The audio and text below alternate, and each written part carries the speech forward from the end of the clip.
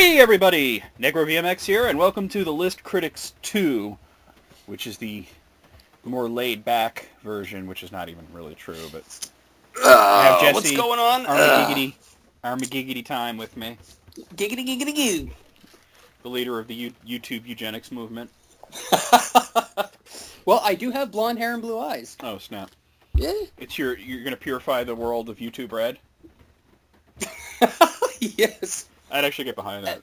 Nobody's going to do it. Everybody's like freaking out about they're taking money away from their partners and YouTube's backpedaling. No, we're going to pay everyone. And I'm like, what does it matter? Nobody's going to get YouTube Red. Nobody's going to pay for it.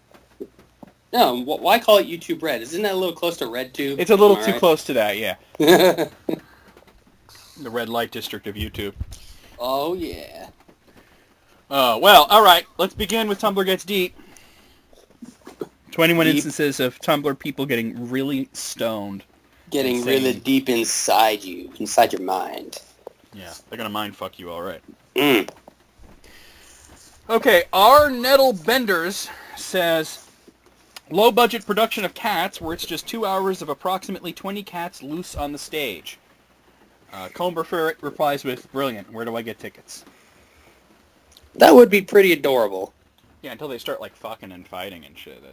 Then it gets kind of uncomfortable. Yeah, I've never wanted to see the actual Cats production. Oh, no, it's like the gayest thing ever. The furriest thing ever. That, too. Well, that's the same shit, really. No, but no, I to be honest with you, I came across the other day the weird version of, the weird part of YouTube. Oh, no.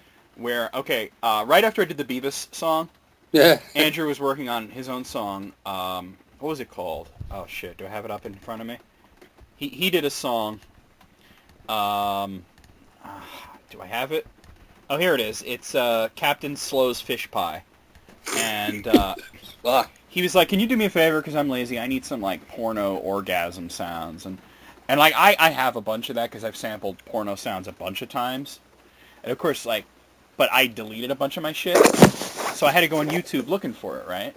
Yeah. Because there are, there's no porn on YouTube, but there's porno sound resources, you know? So I type in loud orgasm, and one of the first videos that comes up was a cat having an orgasm.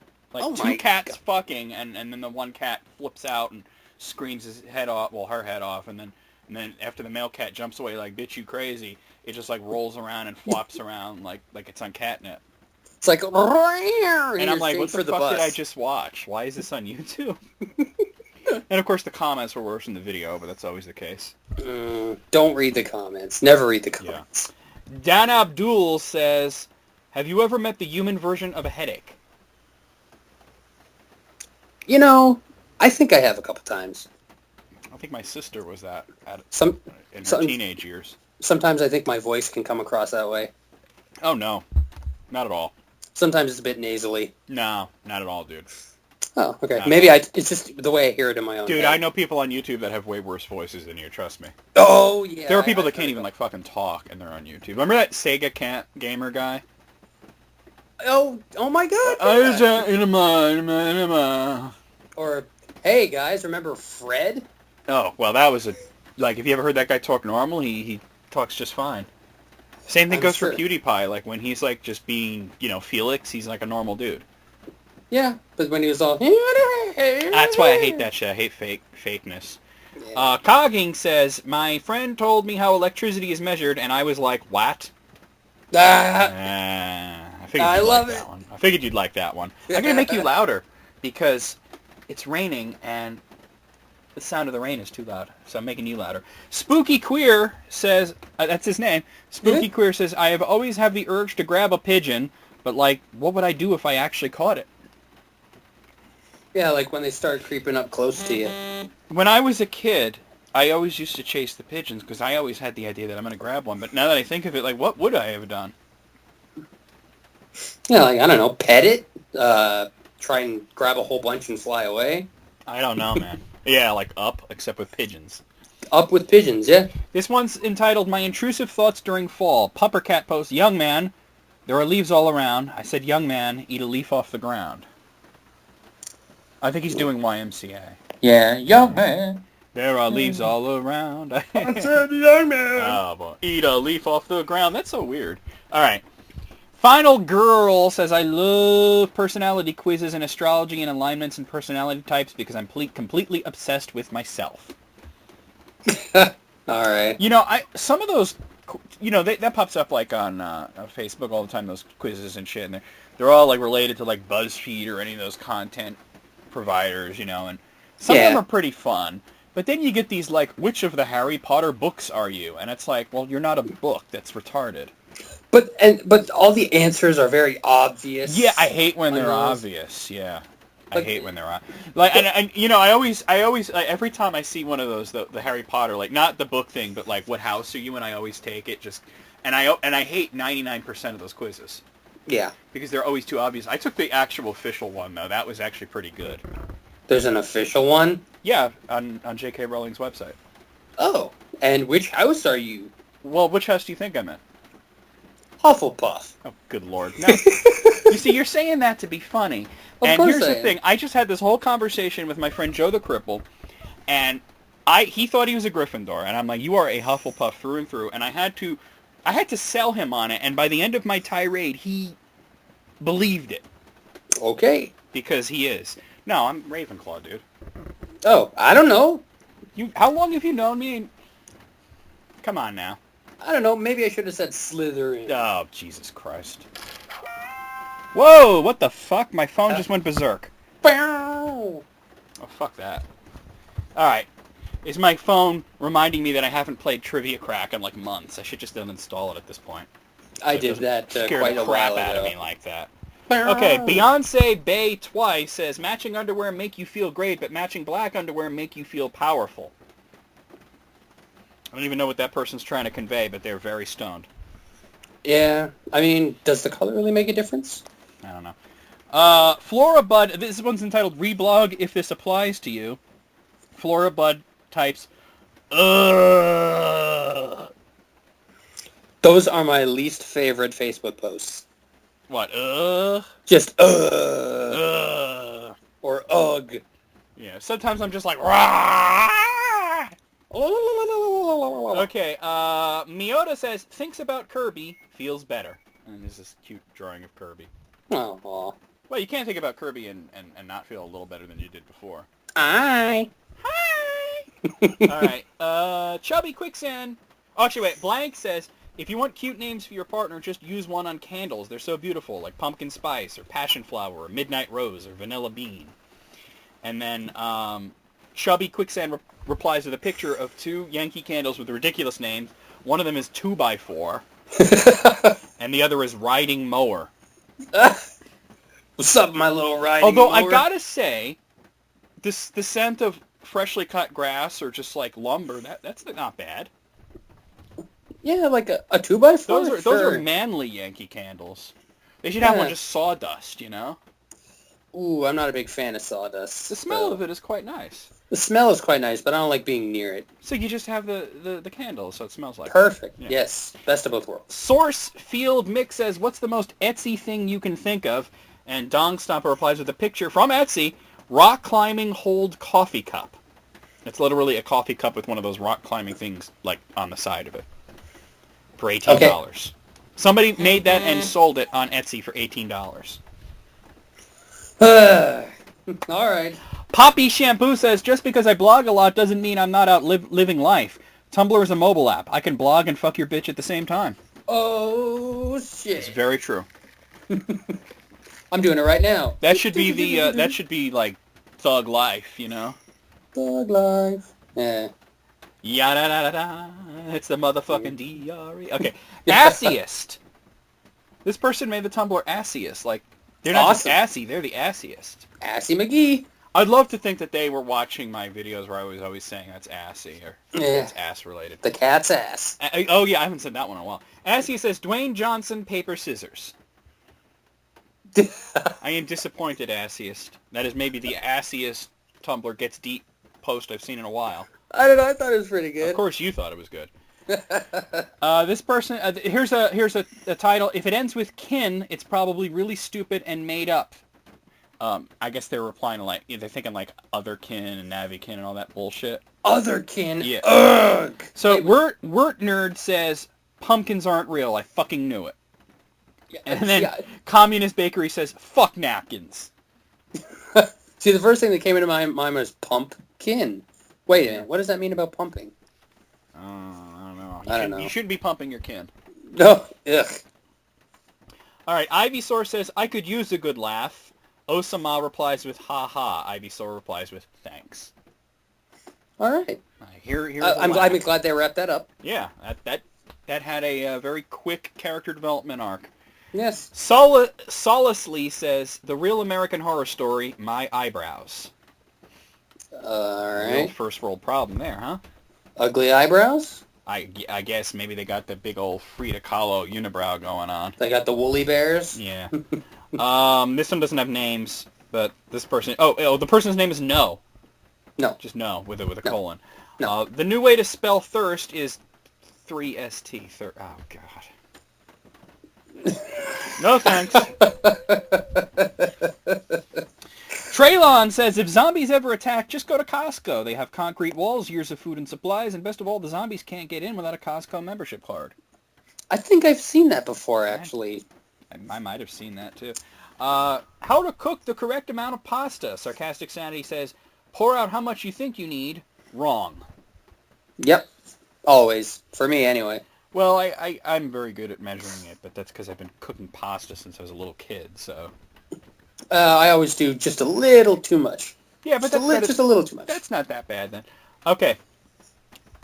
Pink Vulva is this person's name. I just want to say. Yeah.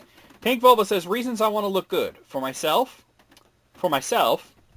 to plant the seed of envy in other bitches' hearts, and for myself. You know, on my 16th birthday, I got a pink vulva. Drove it around. Oh, my. Play me like a piano. Oh, yeah. Bringing it back. All right. You ever see that card that says, what is a dad? And then you open it up and it says, you is a dad. You is a dad, yeah. It's a real Father's Day card. But Kitten Patches posts that and says, if I ever get pregnant, I think this is how well I will break the news. Oh, no. Or you just go to the person, Happy Father's Day. I'm not a father. Yeah, about that. Yeah, by the time Father's Day rolls around... Next year, yeah. All right. Well, that's the last one. Out of 21, I enjoyed it. I'm gonna say 19. What do you say, Jesse? I'm gonna say a 20, because I know you didn't like the Dwayne Johnson one. That was stupid, yeah. It was good. All right. Moving on to Twitter. Twitter jokes everyone should read. Side-Eye Spy said Golden Gate Blonde says, ask your doctor if your heart is healthy enough for Adele's music. Aw, that's sweet. That's probably the most glowing review that she could possibly get, actually. You can tell your mom that joke. My mom likes Adele, actually. Emily Toffelmeyer at Click Attach Street says, I'd like to know more about the Stay Puft Marshmallow Man's Navy stint. Never really could have thought about that hard. Yeah, right? Like, why is he wearing a sailor uniform? Jason Last Name. We've seen this guy a bunch of times on this. Sounds familiar. He says, some days I feel like changing my name to Pepsi just so waiters would ask if I was okay. Okay. It's like when you go to and you order a Coke and they say, is Pepsi okay? Oh. Yeah. I can't believe that. They just yeah, it really did, yeah. The Johnald at Senderblock 23 says, moms are just cops who love you. I think I've heard that, not on Twitter jokes, but I've heard that sentiment before.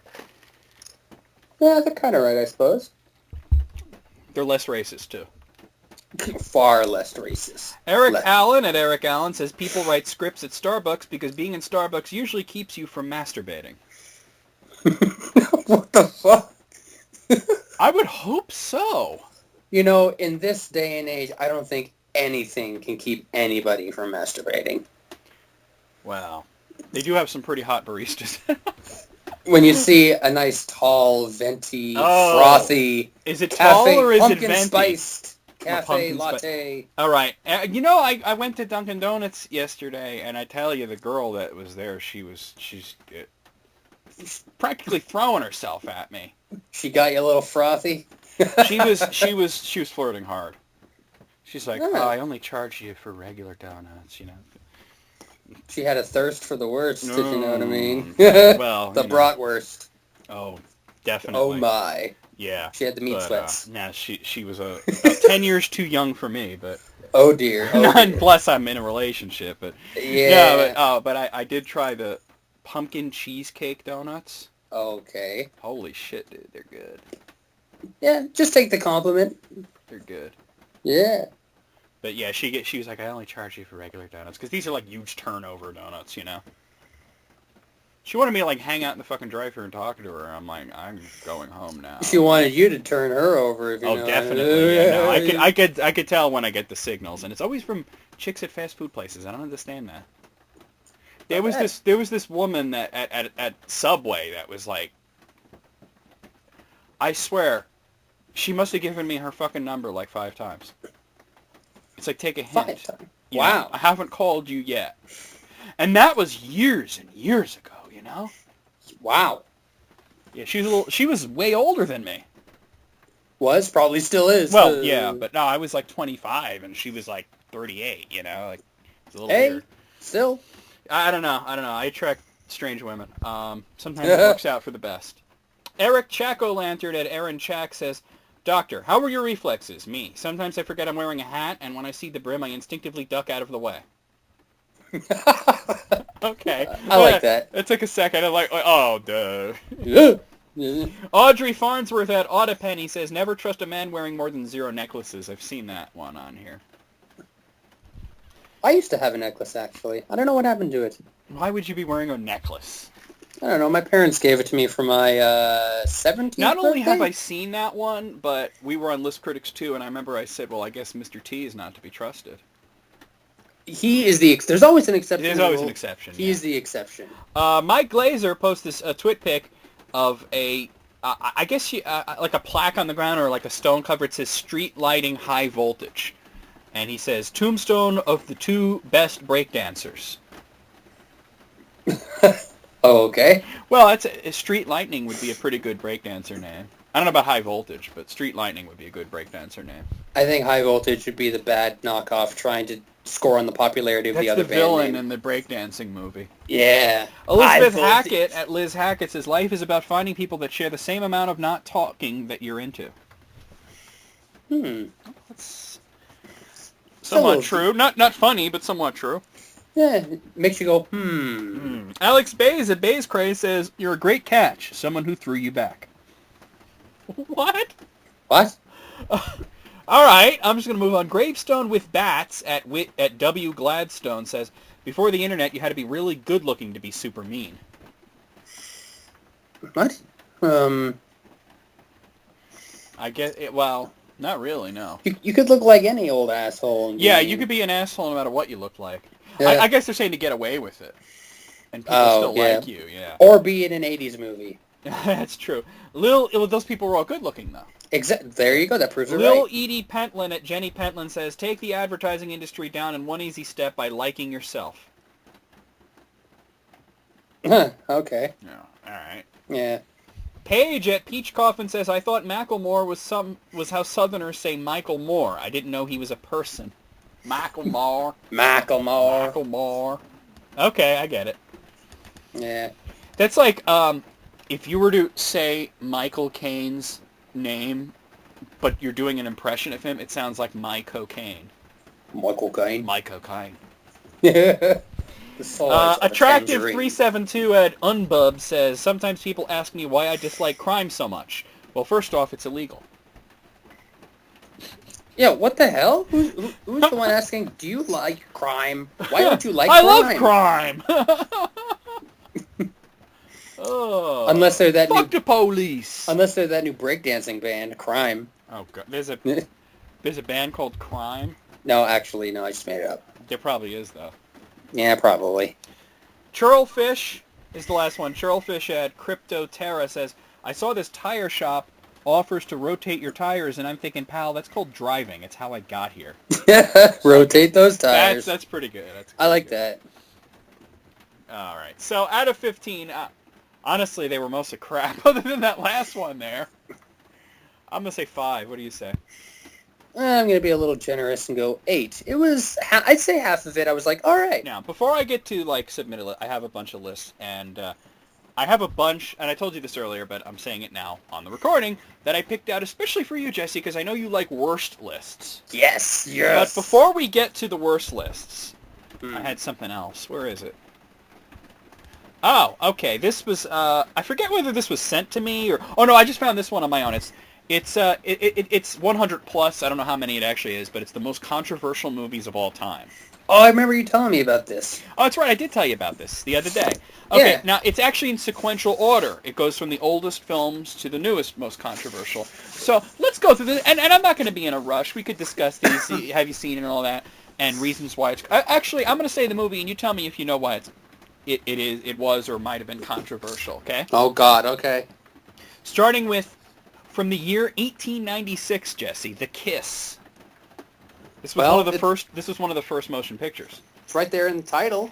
That's probably why it was controversial. Yeah, like, it was a very. How dare they show this in public? You know what it was? It wasn't so much that it was a kiss, is that it was a very prolonged kiss. Oh, it wasn't a little peck. So people were just like, oh, this is indecent, It's, But, just wait till they see the sequel, The Blowjob. I came out the very next year. All right. The Birth of a Nation, 1915. Isn't that the KKK movie? Yeah. Now, this is one of the best movies ever made in the fact that it created many of the modern filming techniques that we still use today, including how we edit films. But yes, it did glorify the KKK. But yeah, the weird thing is whenever someone says, well, it was controversial KKK, they always pair it with, but it was very well edited and very well shot. It was, yeah. It was groundbreaking. It was also just a filthy piece of racism. Yeah. It's just, why did it have to be that way, right? Why you gotta be like that, KKK? From 1930, All Quiet on the Western Front. Oh, man. I was supposed to have watched this for this thing that I abandoned on my channel, but I never got around to it. So Well, it was a movie about World War One. World War One, yeah, because it was actually 1930? portrayed young German soldiers as not monsters. Ah, okay. And in war, we always have to demonize the other side. Of course, the propaganda, We don't think of them as people. They're the enemy.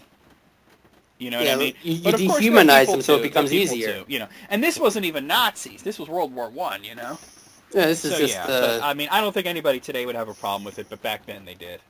Mm-hmm. Okay, from 1932, the movie is Freaks.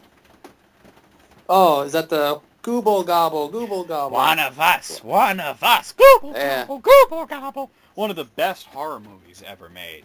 Absolutely frightening. People fainted. People ran out screaming. It was banned.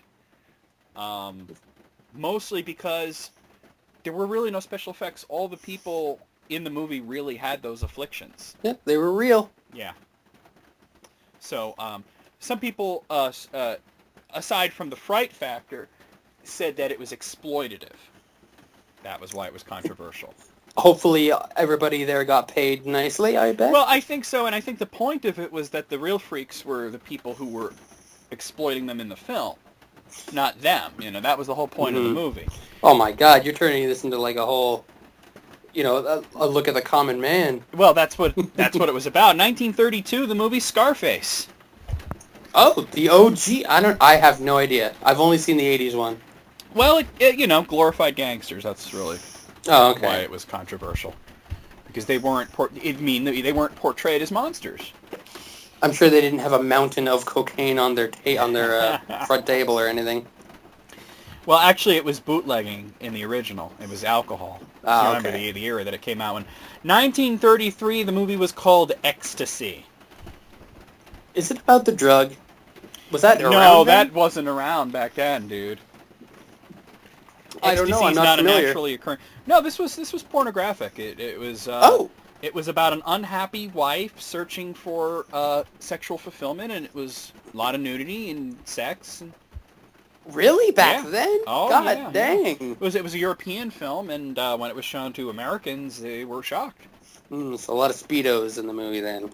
No, a lot of tits. A lot Yeah. of tits.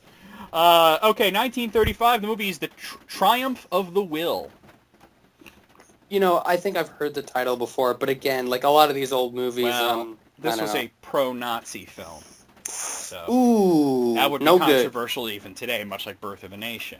That's no Right. good. 1938, you probably never saw this one or heard of it, but I think just from the title you're going to understand why it's called Child Bride.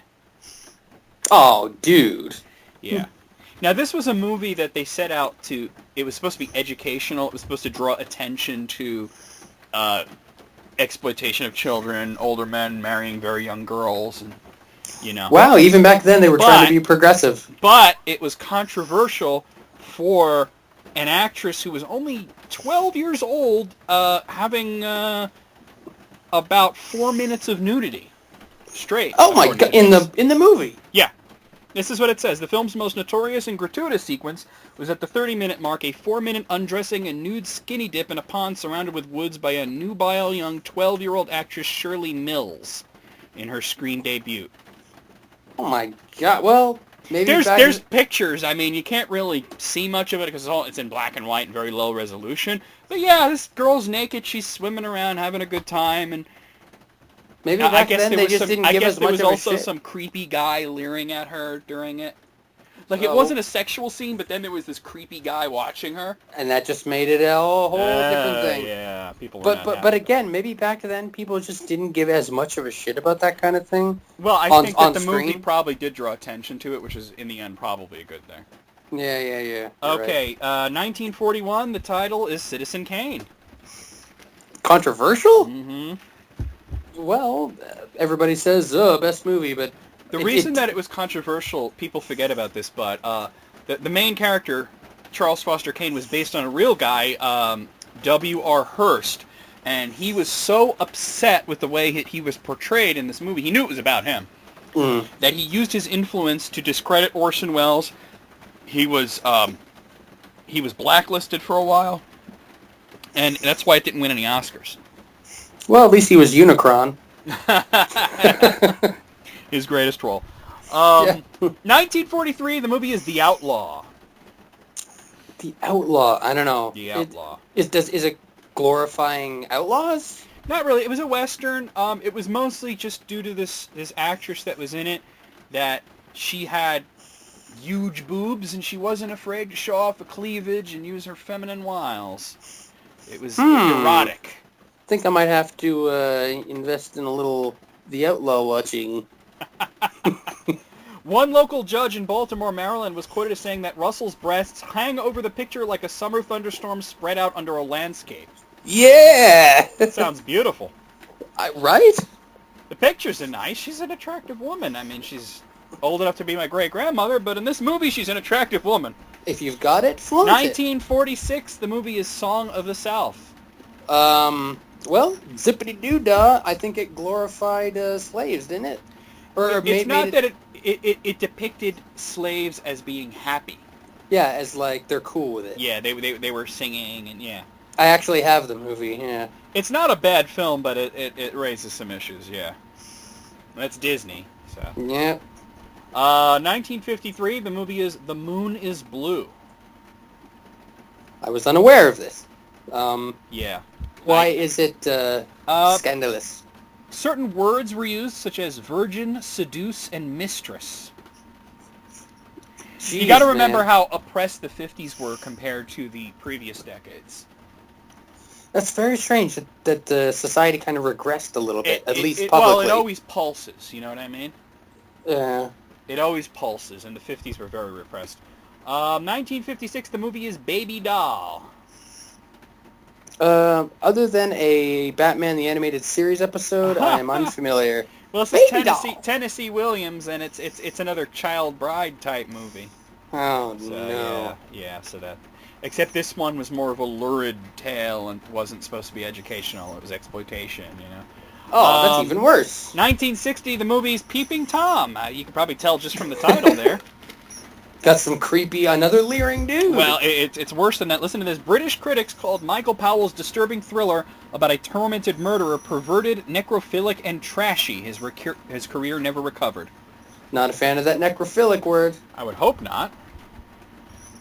1960, the film is Psycho. You've probably seen Psycho. Yeah.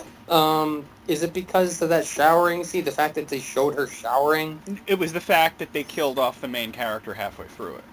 Oh, okay. Yeah. Really? Plus, she was also shown she was unmarried and she was having casual sex with her boyfriend in the beginning of the film, parading around in her bra. You know. Yeah. So you just go. the forbidden fruit. Yeah. Right. Yeah. Okay, 1961. This the movie's called Victim. Was it too violent? No, well, actually, this was a movie about gay people, and Oh. it was made in the UK. And actually, at the time that it came out, this movie was pro-gay rights at a time when in the UK it was still illegal to even be gay. That is nuts. Yeah. The homosexual is a mysterious creature. Oh boy. You got that from MST3K, didn't you? I did? I don't know. Yeah. 1961 again. The movie is Viridiana. All right. What is so scandalous about this one? Incest, rape, and there's that N-word again, necrophilia. Good Lord! It's a horror film, I guess. I'd never heard of that one. The 60s were crazy. All right, 1962. We don't even need to discuss this one. Lolita. Yeah. Based on the book. Yeah, and you know what's funny is they changed a lot of for the movie, and it was still just. They actually marketed it as on the poster. It said, "How did they ever make a film about Lolita?" Really? Yeah, that's how they marketed it. How do they do it? Come and see. Yeah. Well, it was a good movie, but very uncomfortable subject matter. And I've read the book. That's way more uncomfortable. Ugh. 1962 again. The title is Mondo Cane. It's also known as A Dog's World. Man, 1962 was a busy year for controversy. I know. So what about this one? This is an Italian movie. It was something. It was a documentary. They call it a shockumentary. It was castigated for exploiting footage of lurid cultural practices from around the world. A Dog's World. I don't know why they call it that, but I was hoping it didn't have something bad to do with animals. Well, I see a lot of footage of African people running around topless, that kind of stuff. Oh, like a cannibal Holocaust kind of thing? Yeah, just not as violent. I guess they're just showing, I mean, I wonder if Cannibal Holocaust will be on this list. I would hope so. 1967, the movie's Bonnie and Clyde. Oh, is it glorifying the gangster life again? No, it was more the scene. Well, yeah, it was accused of glamorizing Depression-era bank robbers, but they were real people, too. Yes. But I think it was more for the ending where they just got shot to pieces. It was incredibly violent for the time. Did it show them actually getting shot? Oh, yeah, they showed them twitching and the blood everywhere. And jeez, crazy. The R rating came into effect shortly afterwards. Whoa! So there was up to this point there was no R rating. No, there was no MPAA at that point. They had the Hays Code instead.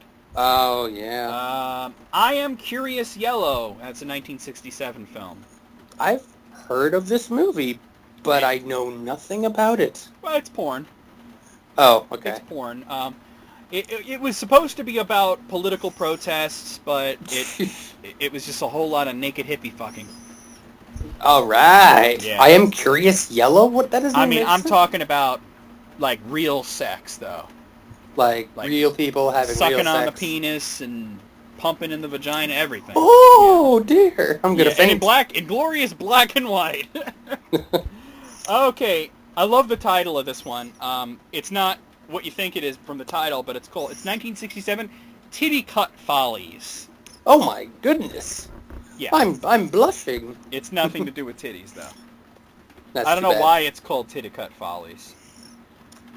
It was a documentary. It was an expose of disturbing practices in mental institutions. But Ooh. they found that they thought it was kind of exploitative and insensitive to show mental patients you know, without... They couldn't give consent to be in the picture, you know? But I guess they could get their next of kin too, right? Well, back then, the next of kin usually didn't know what the hell was up. Oh, that sucks. 1968, the movie is Rosemary's Baby. Wasn't that movie fraught with, like, disaster behind the scenes? Like, I don't know, everybody was angry with the production, or people were, like, getting hurt, and I don't know. You're thinking of The Exorcist. Oh, am I thinking of The Exorcist? Rosemary's Baby, I mean, it had a woman getting fucked by the devil and all this crazy crap going on, so... Yeah. Obviously some religious people had issues with that. 1969, Midnight Cowboy is the movie. Is that a porn? Not really, no, but it's the only X-rated film to win the Oscar for Best Picture. What, really? Yes. What was it X-rated for? Gay sex. For real? Yeah, it was in... and it wasn't anti-gay, too. That was another thing. This came out in 1969, and it was not anti-gay, and it depicted gay people, so there you go. At that point, everything was like free love, right? And then in the 70s, they regressed. 1969 again, the movie's The Wild Bunch.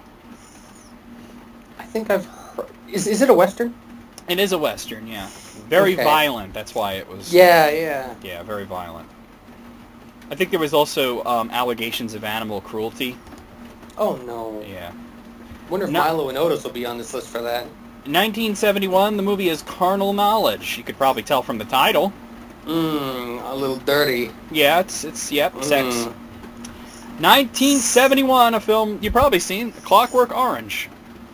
That's a great movie. I think it's a great film myself, and obvious. Now, the problem wasn't with the movie, but with the fact that there was actually people who copied the movie. Oh, no. Yeah, especially in the UK, there were people going out and beating up women, and there were rapes, and they was dressed up as characters in the movie, singing in the rain, and all that shit. Yeah. Yeah, whenever I hear that song, I cannot think of the actual Singing in the Rain. It's always that scene. Same thing with Beethoven's Fifth, right? Yeah. Oh, no, it was the Ninth they used. It was the Ninth, yeah. Ludwig van's 1971, the movie is The Devils. The Devils. Is it violence again, or I don't know? More of a sexual thing, and it had to do with priests fucking nuns and all kinds of... Oh, my! Yeah. The Catholic Church condemned it. Yeah. 1971, film you've probably seen. I know I've seen it. Dirty Harry. I have seen this, yes. Nobody could agree with which side of politics this movie aligned with, but they all thought it was... Like, the liberals thought it was a conservative film, and the conservatives thought liberals made the film to make fun of them. That's funny. Nobody could decide. Yeah. 1971 again, the title is The Last Picture Show. Heard of this movie. Again, have not seen it. What's it about? Loads of nudity. That's what it's about? That's pretty much what it's about. Just looking at the pictures, everybody's naked. Yeah. 1, 2, 3, 4, 5, 6, 7, 8 pictures. Only one of them has people with clothes on, and that's just underwear. I thought you were counting the tits. Oh, no, that would take longer. 1971, the movie is Straw Dogs. Straw Dogs. Why would you think Straw Dogs would be? Pardon me. What is Straw Dogs? Sexual violence, apparently, is the problem with this. Oh, it's some SVU shit there. Yeah. Oh, man. Okay, 1971, Sweetback's Badass Song. Is this a blaxploitation movie? It sure is. That was Melvin Van Peebles, probably one of the best blaxploitation movies ever made. I do like a good blaxploitation film. Yeah. It was violent. It was politically radical. It was sexually transgressive. People had a problem with it because they expected it to just be, funky. And it actually had a point. So people were somewhat disturbed. People were taken off guard. Did you ever see it?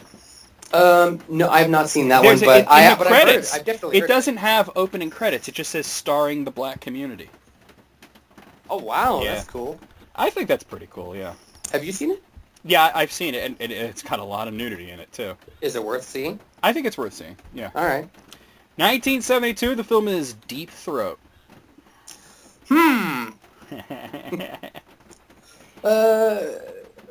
Porno. Exactly that. It was X-rated. Linda Lovelace was in it. Yes. Graphic depictions of oral, vaginal, and anal sex, group sex, and masturbation in 12 sex scenes. Wasn't it something like her clit's in her throat or something like that? She only receives sexual pleasure from giving blowjobs. Yeah. Okay, 1972. And this was released in theaters. This is a film I've seen, unfortunately. A terrible movie, The Last House on the Left. Oh, wasn't that Wes Craven's first movie? It was Wes Craven, yeah. And it's bad? Terrible. Really? For Wes Craven? It doesn't really have a story. It's just horrible things happen on screen. That's all that is there. It's also really poorly put together, but it's got a lot of rape in it. Oh, no good. A lot of and the violence is just, it's not fun horror movie violence. It's like it doesn't help the story. It really is like watching a snuff film. Oh, that's no. It pretty much is a snuff film as far as I'm concerned. Wes Craven, you dirty dog. Yeah, that was before he made The Hills Have Eyes and there you go. Elm Street. Yeah, those are his good ones. 1972, Last Tango in Paris. Another one I've heard of, but again, I'm completely unfamiliar with. Well, it's mostly, I know there's anal sex in it, but it wasn't just... shit. It wasn't just, they're doing anal. It was Marlon Brando doing anal. I think I've seen that scene before. Yeah, just past the butter, right? Yeah, ugh. Yeah, it's not sexy at all. No, it's just gross. It is gross, I agree. Okay, speaking of gross, 1972, the movie's Pink Flamingos. Oh, with Divine? Yeah. I've seen this movie. This is John Waters being John Waters. I think the most controversial thing is that they eat dog shit. Yep, they eat poop. Yeah, so that's... They're just trying to outgross each other. Pretty much, yeah. That's a movie. 1973, the film is The Exorcist. Okay. A lot of things about this one upset people, but I think the one scene that upset most people was when the little girl pleasures herself with a crucifix. Yeah, which is like... very uncomfortable to watch, yeah. Oh, the most horrifying thing about The Exorcist is its sequels. Oh, yeah, I guess so. I have not seen the sequels, but I've only heard bad things. Exorcist 3 is a really bad movie, but it's like 100 times better than Exorcist 2. So is it worth watching? No, none of them are. Only the first one's worth watching. But I'm saying that's how bad Exorcist 2 is. But yeah, I've only ever seen the first one because it was really good. Exorcist 2 is like a fucking mess. Nobody knows what the fuck's going on. 1974, one of my favorite horror movies, The Texas Chainsaw Massacre. Oh. Yeah. Was this controversial because of the violence? Because it came off as a little too realistic for a lot of people. Oh, really? Yeah, that's what it was, really. Well, that just shows you how... Have you ever seen the original Texas Chainsaw Massacre? I have. I mean, I've seen the sequels. It is absolutely horrifying, mostly due to the fact that they don't show as much violence as you would expect. And no, but it's implied violence. Yes, and that's much better than just showing people getting cut up. That's why you get more uncomfortable. It's also completely believable. Yeah, that's why it makes you more uncomfortable. Like, I love that film, though. I'll watch it any day. Okay, 1974, the film is Thriller, A Cruel Picture, also known as They Call Her One Eye, also known as Hooker's Revenge. Wow. This is a foreign film? It's Swedish, yes. Okay, because there's multiple titles, you know. Yeah. So, is it... Unsimulated sex, violence, rape, all kinds of good stuff in that. Unsimulated. That means they're actually fucking, yeah. Yes. P and V. P and the V. Yeah. 1975, the movie is Isas, She-Wolf of the SS. I've seen this movie. It's nasty Nazi porn. Yeah. Pretty much. Just because... this movie was Saw before Saw was a thing. But with tits. It was Saw with tits. I saw it on a recommendation of this YouTuber I watch. Oh. And, well, you know... I'm sure you've unsubscribed from them now. Actually, I thought it was kind of entertaining, albeit It was weird. Yeah, and but you got to disturbing. question anybody who would be like, dude, you got to see this movie. Yeah, like this is the greatest one. All right. 1975. The movie is A Real Young Girl. Oh no. Okay, Um, I've not seen the movie, but I've seen parts of it. It's a French film. It's about, this young girl discovering sexuality. There's lots of sex. There's lots of nudity. The thing is, I think the actress was something like 25, but she oh, looked way younger. She was so playing like a 15-year-old, and she looked 15. so it was controversial because people like just the material When you take involved. teenagers and you have them doing really sexual stuff on screen, it makes people uncomfortable. Yeah. People don't want to think about 15-year-olds playing with themselves and, No. Yeah. Okay, you probably heard of this one. 1975, the film is called Salo. It's also known as the 120 Days of Sodom. I've heard of it described as both, actually. Yeah. But I don't know much about it. Fascism, sexual torture, graphic images. It's Is it just nihilistic. torture porn? Not. I mean, there's also poop eating in it. I mean, Jeez. it's just gross. There's pissing. There's. Ah. Yeah, I don't even want to get into it. Even the pictures are disgusting. What up, people? What up? Well, yeah, there you go. 1976. It's called Blood-Sucking Freaks, also known as The Incredible Torture Show, also known as Sardu, Master of the Screaming Virgins. Do I need to explain why this one might be controversial? Incredibly misogynistic. Women were just meat in this movie. God. Meat. They were tortured, raped, all sorts of terrible things. I'm an equal opportunist torturer myself. Okay, I shouldn't. Okay, 1976. It's In the Realm of the Senses. It's a nice title, but I have no idea what it's about. I've seen this. Oh, yeah? It's you know what? It's not even that. It's got sex in it. Unsimulated sex. Oh, but okay. For some reason, it was made in Japan. It came to America, and people were horrified by it, which is kind of crazy in 1976. Yeah. Because it's not like there was like rape and torture in this. It was just, Japanese people having sex. Yes, they do it too. Really? Yeah. They don't just clone themselves? Yeah. 1976, The Message. 76, another busy year for controversy. So what is The Message? The Message is a biopic about Muhammad. Oh, my. So you can understand some of the problems they had with that. And what's funny is they worked with Islamic clerics to try and do this right, and even though it was about Muhammad, they very carefully never showed him on the screen. I was going to say, were there any pictures? No depictions. They actually did stick to Islamic law, but it still upset a lot of the more conservative Muslims who felt that it was blasphemous. So there you go. Oh, wow. 1976 again, the movie's called Snuff.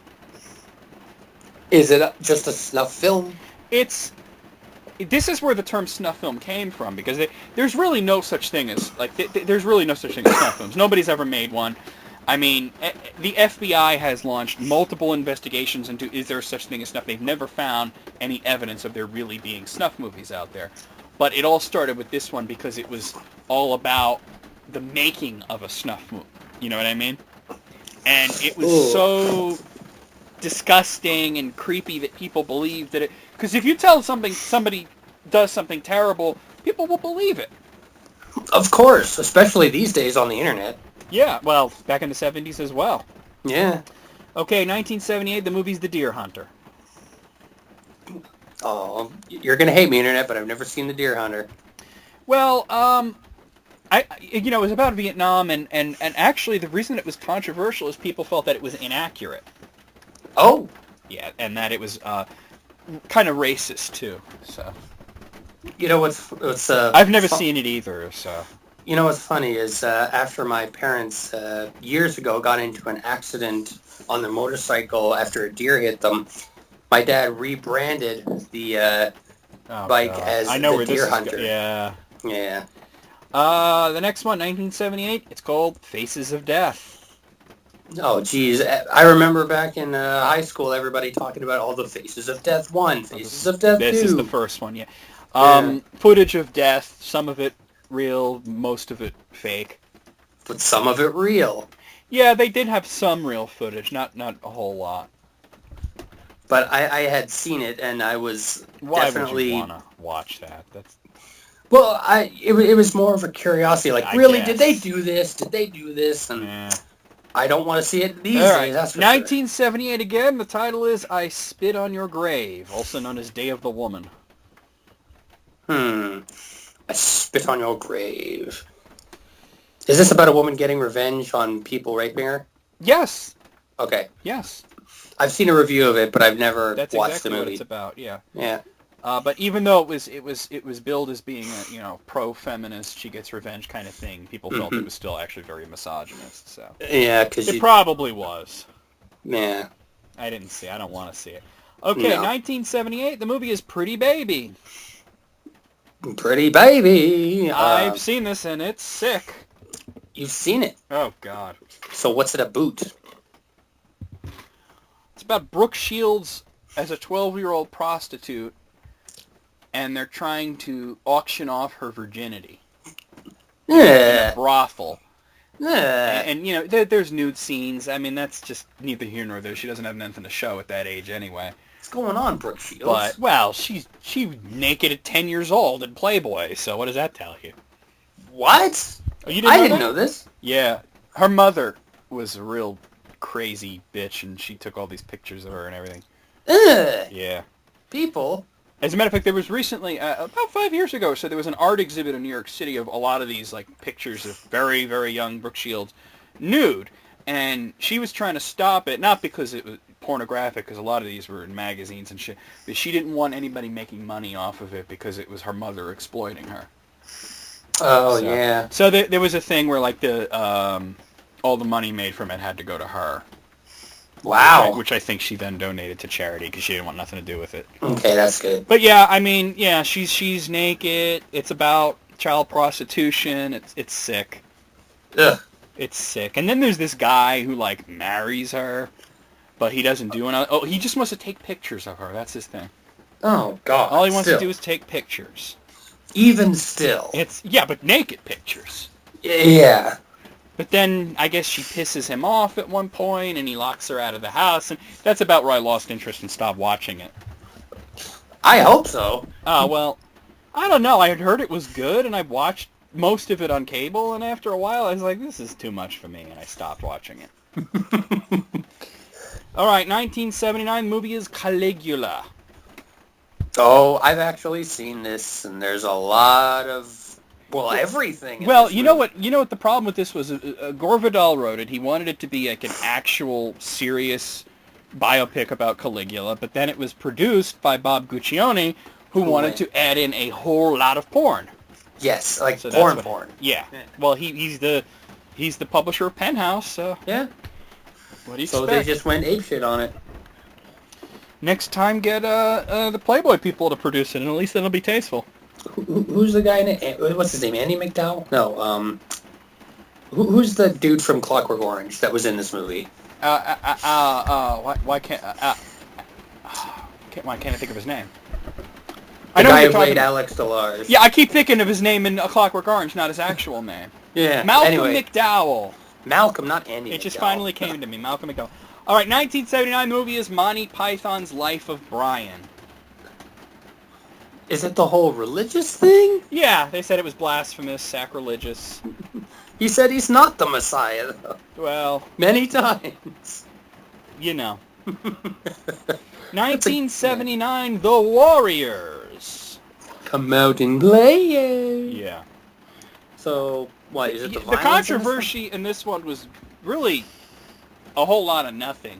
People were afraid that it was going to be like A Clockwork Orange, that people were going to mimic it, which didn't happen. Oh, okay. Well, don't give people ideas. Yeah, right. 1980, you mentioned this one, Cannibal Holocaust. Yeah.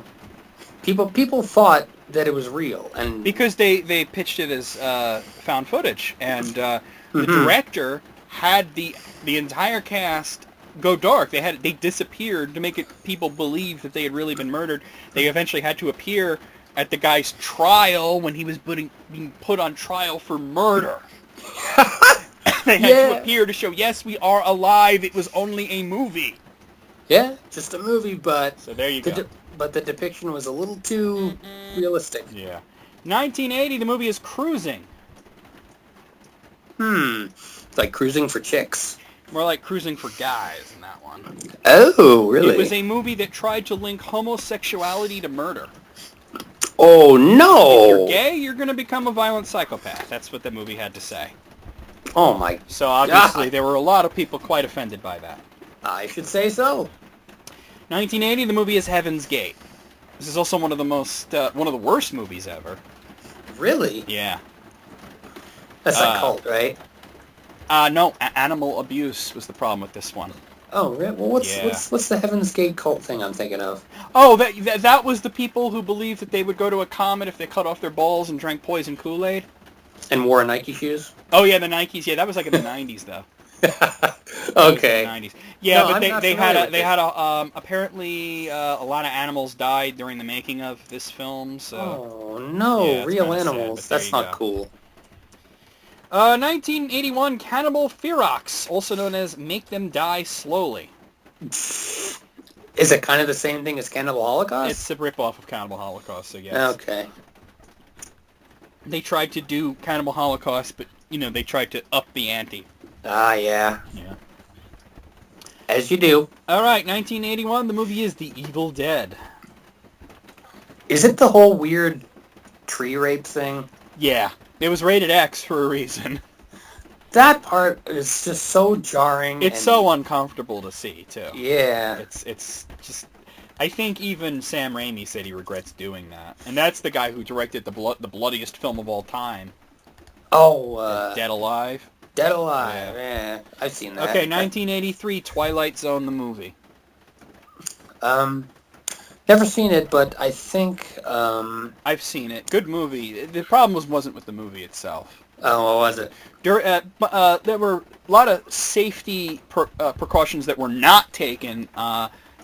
3 people died during filming. There were a whole lot of injuries. Two of them were children who died. Didn't somebody die of like a helicopter explosion or something? Yes. Yeah, there was a lot of things that happened. Pyrotechnics. Okay. There was injuries. There were 3 deaths. It was a tragic thing.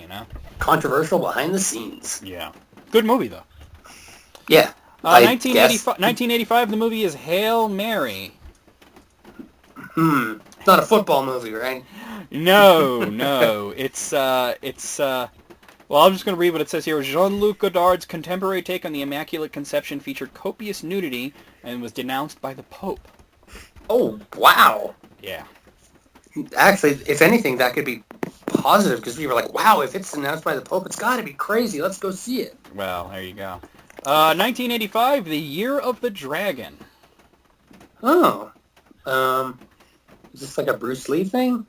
No. I mean, it was a martial arts movie, but Bruce Lee had nothing to do. It was racist. Oh, okay. 1986, another movie that I saw and I wish I haven't seen is Blue Velvet. She wore blue. Yeah. So what? I'm not familiar with Blue Velvet. It's just sick, dude. Sick? Really? Sick. I mean, there's this whole, it's like in the suburbs, and there's this whole underground sex thing, but it's not like normal sex. It's like you got, what's his face there? What's that actor's name? Dennis Hopper huffing nitrous and jerking off, and it was really twisted. I saw this when I was about 16 years old or something, and this movie came on. It was like Showtime or HBO or something, and it says, this features nudity, and I was like, all right. Yeah. And that's the reason I watched it, but I couldn't enjoy it. All right, 1986, Henry, Portrait of a Serial Killer. You could probably tell just from the title. So was it his depiction? Was it the violence? This says it used documentary-style filmmaking, and the acting was so good that it made it a little too realistic for some people's taste. Okay, yeah. Too realistic. Yeah. There you go. Interesting. 1987, the movie is Necromantic. I like that name, and I like the band Necromantics. Yeah, well, it's about necrophilia, so... Oh, well, that's totally different. Like, never mind. I mean, I'm just the pictures is a chick kissing on a skeleton, so I'm just gonna scroll past that. See, I'm picturing like one of those skeletons in a classroom, and she's like, "Whoa." Well, it's more like the prop. It's more like the... Actually, they weren't props, and I was going to say Poltergeist, but they were actual corpses in Poltergeist. Yes, that's that's gotta come up. 1988, The Last Temptation of Christ.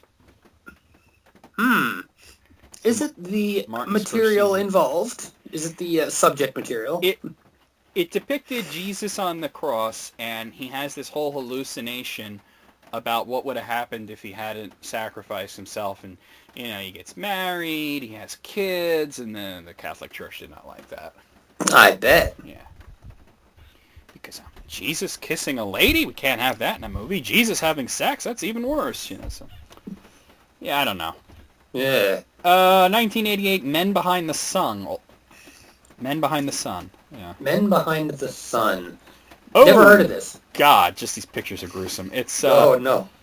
This documentary-style atrocity was inspired by grotesque medical experiments carried out by Japan's notorious Unit 731 during World War II. Oh dear. Yeah, I'm moving past that. 1989, the film is The Cook, the Thief, His Wife, and Her Lover. Wow, that sounds like a very busy movie. Now, just based on the pictures, it just looks like, you know, like some softcore porno kind of thing. But then when I read it... Oh, well, actually, that last picture is very disturbing. Oh, no. Yeah, oh, no. There's some cannibalism going on in this movie. Oh, God. Yeah, I'm going to move past that. No. 1989, Do the Right Thing. Wow, that's the Spike Lee joint. I think that if people watched it today, they would say that it was prescient. Really? Yeah. You think so?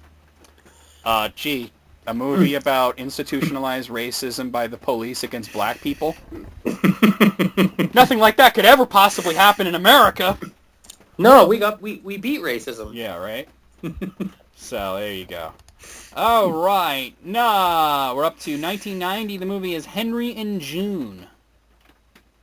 No, I've not heard of this either. Now, this is not going to sound all that bad, but basically there was a threesome, and Uma Thurman made out with a chick. And I always have to remind people how the 90s were especially homophobic. Really? If you think back, yeah, they were.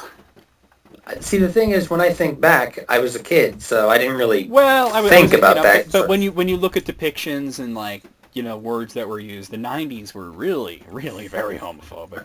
Oh. 1991, JFK. Back and to the left. Back and to the left. So what is the... It was attacked for legitimizing a crackpot theory about JFK's assassination. So they just went with one theory and ran with it? Yeah, basically. 1992, our second Disney movie on here, Aladdin. Is it the depiction of Arab people? Yes.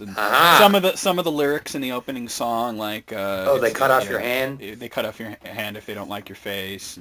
They had to change that. Yeah. It's barbaric, but hey, it's home, you know. But hey, it's home. Yeah. Basic Instinct, 1992. Is the famous cross leg scene? No, that was awesome. Yeah.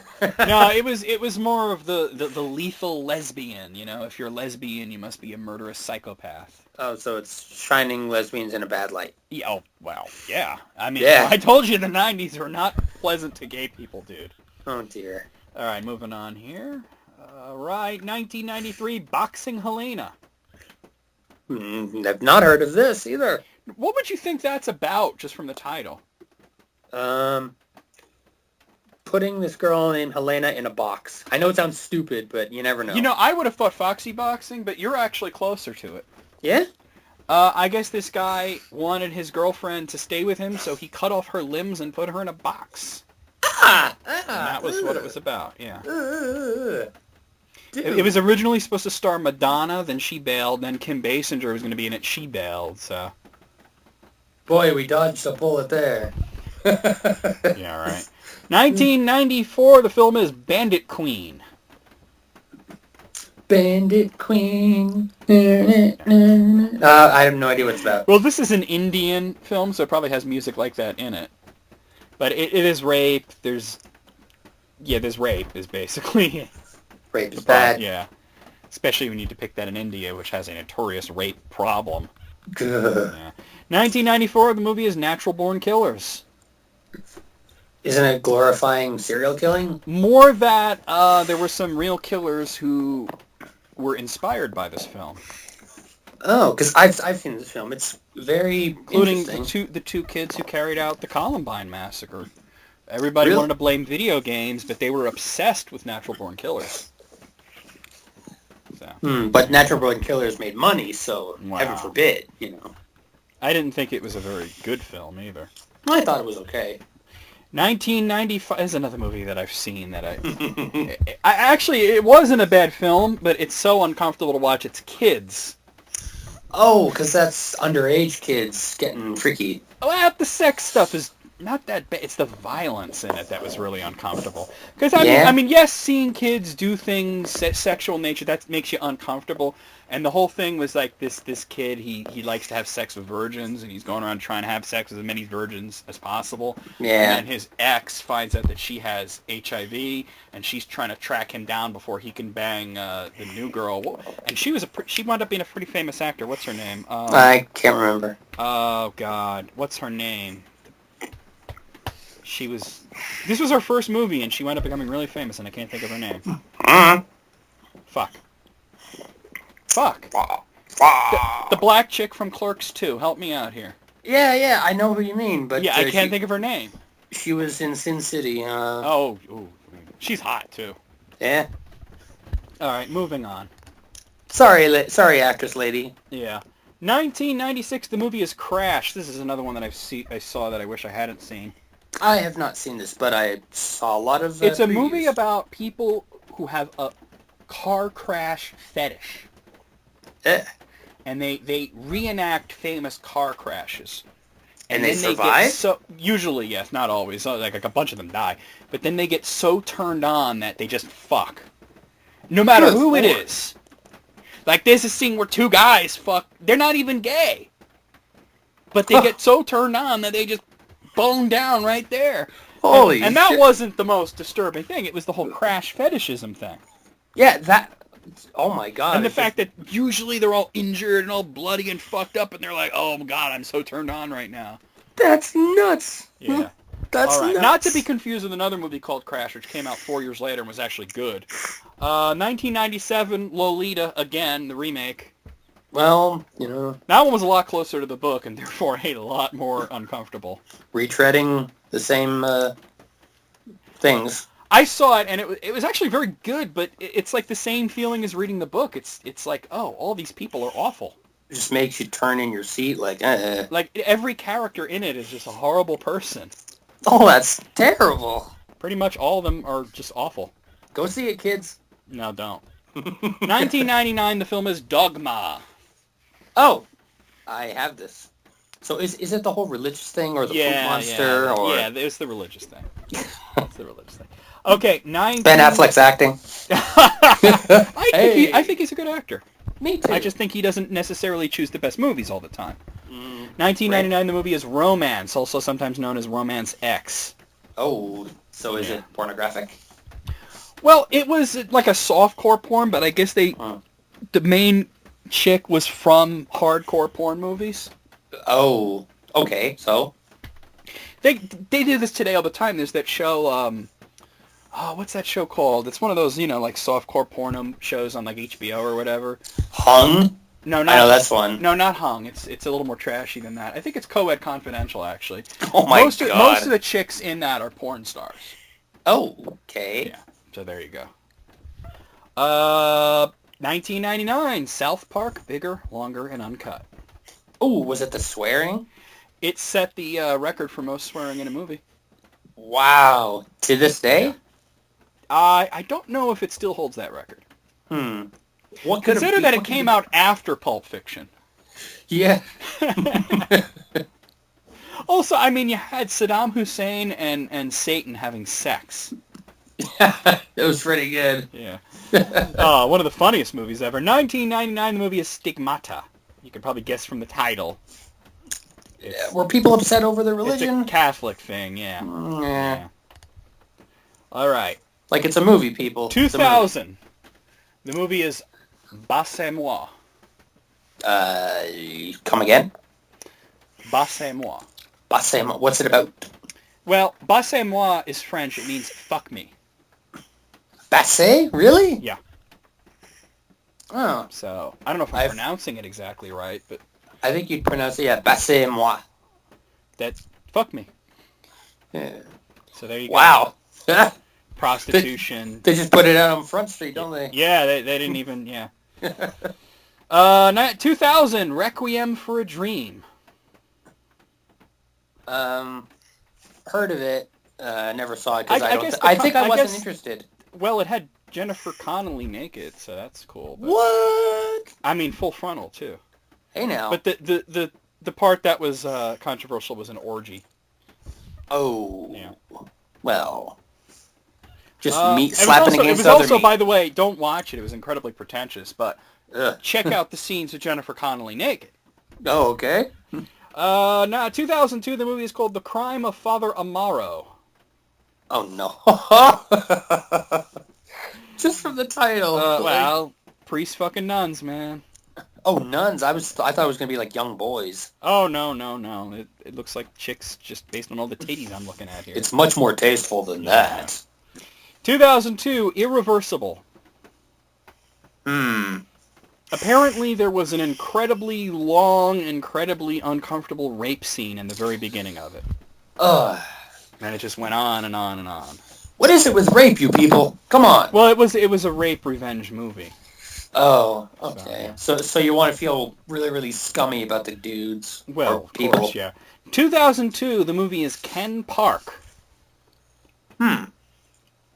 Well, this was made from the same director as Kids. Oh, okay. The next. Apparently, I guess there was some unsimulated sex in this, according to this. Good heavens. Hopefully not with the kids. Well, I think they used older actors that look younger for this one. Okay. Yeah. No, I never saw that. It looks terrible. Just for the 2002, The Magdalene Sisters. So Mary and... Well, apparently there was Magdalene asylums run by the Sisters of Mercy on behalf of the Catholic Church. Oh. Apparently all the girls in there were all abused and nude and... Oh. Yeah. Jeez, man. What is with people and these twisted ideas for movies? I don't know, man. 2003, the movie is The Brown Bunny. Now, I've never seen this, but I know that it's controversial because Chloe Sevigny is in it, and who's that? She's a pretty famous actress, dude. Oh, she's cute, Chloe Sevigny. And then she was in that movie Bully. Have you seen that? That might be on here actually. She was the female lead, and then the male lead was Vincent Gallo, who also directed the film, and she blew him, like actually, showed oral sex. How old is she? I don't know. She was an adult during the movie. It's not like she was young or anything, but but it actually shows it happening. Unsimulated oral sex, though. Jeez, man. And, sorry, we're gonna have to. But do this, I mostly heard about this because the director got into it with Roger Ebert and. Oh, really? Yeah. See, I guess Chloe Sevigny she felt exploited too because she was pulled into this thinking it was going to be artsy and I think really just Vincent Gallo wanted her to blow him. He just wanted to get blown. Yeah, and he got. Sorry, we're gonna have to do this take again in about 15 minutes. But there was a critic who gave it. It was a bad movie from what I heard, and this one critic, panned it, and then Vincent Gallo fired back at the guy on like Facebook or whatever. Oh, jeez. And said, "Oh, what do you know? You don't even have a Pulitzer," that kind of thing, There we go. And then Roger Ebert steps in. Oh shit. And he's won multiple Pulitzers, and he says your movie sucked. Nice. And then Vincent Gallo says, "Well, you're fat." Oh, please. That's some. But that's Ebert, some public school shit. Ebert says, I may be fat, but one day I'll be thin, but you'll always be the director of The Brown Bunny. Oh, wow. Nice, huh? Okay, 2003, a movie I've seen, and I'm happy I saw. It was The Dreamers. The Dreamers. What is this? What is The Dreamers? It's pretty much about, what's the actress's name? She was in Casino Royale. Oh, was she the Bond girl? Yeah. What's her name? What is her name? Eva Green. Thank you. It was about Eva Green, who was about 19 years old at the time, just being completely buck-ass naked for most of the movie. Okay. And I'm talking, you see everything. Oh my God. And she Brown is eye? beautiful. And the movie's terrible. Oh. But well, shit. It's awesome to see her so naked so much. Nice name, by the way, Eva Green. Eva Green, that's her name, right? All right, 2004, the movie is Fahrenheit 9/11. Oh, Michael Moore. Michael Moore, yeah. We didn't doing his thing. Yeah. What a schmuck. It was an inside job. I've never seen Fahrenheit 9/11. No, he wasn't. He didn't say that, but he made a whole lot of. It was obviously just a smear job on Bush. Not that we even needed that. Yeah. It was propaganda, and it was supposed to be a documentary, and documentaries are supposed to be, without some sort of impartial. Yeah, they're supposed to be impartial. They're not supposed to have an agenda, but they usually do. 2004, the movie is Kinsey. Kinsey. Kinsey was a sexual researcher in the 60s. You could probably guess. Yeah. Was there unsimulated sex? No, but there was a lot of nudity. Okay. Oh, look, there's boobies. Well, it was more that they showed Wang. Oh, okay. There's still a stigma against showing Wang in a major film, Once you show Wang, it becomes porno to some people. I don't know. The movie in 2004, the movie is 9 songs. 9 songs. I don't know this one, but according to this, it revived the porn or art debate. Oh, porn as art? Or no, porn or art. Like, is it porn or is it art? And according to this, there were 9 unsimulated sex scenes. I knew it! Unsimulated sex. That's a lot of unsimulated sex scenes. Most pornos don't have 9 scenes. Yeah. 2004, The Passion of the Christ. Everybody remembers this movie and why it was controversial. Yeah. It was funny because everybody's like, this is anti-Semitic. And they're like, it's not anti-Semitic. Then a couple of years later, Mel Gibson reveals that he's a maniac. Yes. And in retrospect, we realize, yeah, he might be kind of an anti-Semite. I liked how South Park depicted him. Oh, God. That's just as a complete... 2005. The movie is Brokeback Mountain. Oh, people weren't homophobic over this, were they? Of course they were. Oh, jeez. Get over it. That was only 10 years ago. Yeah, get over it, people. 2005, the movie's Hard Candy. It's about drugs? No. No? It's I'm just going to read exactly what it says. Subtle performances help make this thriller about a young teen sparring with a suspected pedophile seem thought-provoking rather than sleazy. But I would imagine that it was but he's sparring. Uncomfortable. So he's like fighting him, right? I don't think they mean literally sparring. I think that I think it just based on what I'm reading, I guess that he was going after this guy because the guy was a pedophile. But oh no, it's a she. Okay, she has a really short haircut in these pictures. So the girl is going after this guy for being a pedophile, but I guess you don't know whether he really is or isn't. Oh, okay. I don't know. Ambiguity. The year 2006, the movie The Da Vinci Code. Is it the religious aspect again? Yeah. Okay. Yeah. I never saw it because I didn't want to, but Jesus had a secret wife and kids, Oh shit! Really? Yeah. Oh God, this is another movie that I've seen. It's gross, but there's some good scenes. 2006, the movie's called Short Bus. Oh no. It's not at all what you'd think from the title. It's sex. It's unsimulated. A lot of unsimulated sex. It's about this girl, this Asian chick. This is the reason I watch it, because she's kind of hot. And Yeah. she gets pounded all throughout the movie. And I guess she can't have an orgasm, and she's trying to have one. Oh, man. Yeah. That's sad. Yeah. Does she But eventually it's get called one? Short Bus because everybody goes to a club called Short Bus. Oh, okay. It has nothing to do with, the more unfortunate aspect. 2006, this is actually a good movie. It was United 93. That's the plane, right? 9/11, yeah. Yeah. Yeah. That was about the plane that crashed in Pennsylvania because the passengers fought the hijackers. Oh, cool. And people believe that was either headed for the Capitol or the White House. It was going to crash into one of those two, and it never made it there. Of No. course, everybody died, but everybody on there, they were very heroic, and it was uncomfortable to watch because it was really fucking realistic too. Ugh.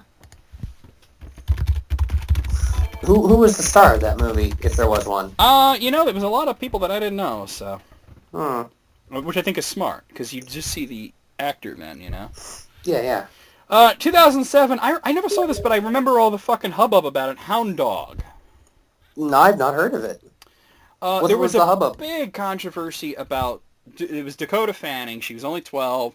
She got Uh-oh. molested in the movie, Uh, which happens. I mean, that's a terrible thing. But apparently, when it got out that there was going to be this movie where Dakota Fanning got molested, that people got the idea that it was going to be very graphic and that she was going to be naked and all this shit. And really, from what I heard, it was all dark and all you see is her face, and it's just very so it's fat. more, It more goes quick. suggestive. Yeah, it's more yeah. But people thought it was going to be kind of really pornographic, and well, of course Oh. it wasn't. She was only 12.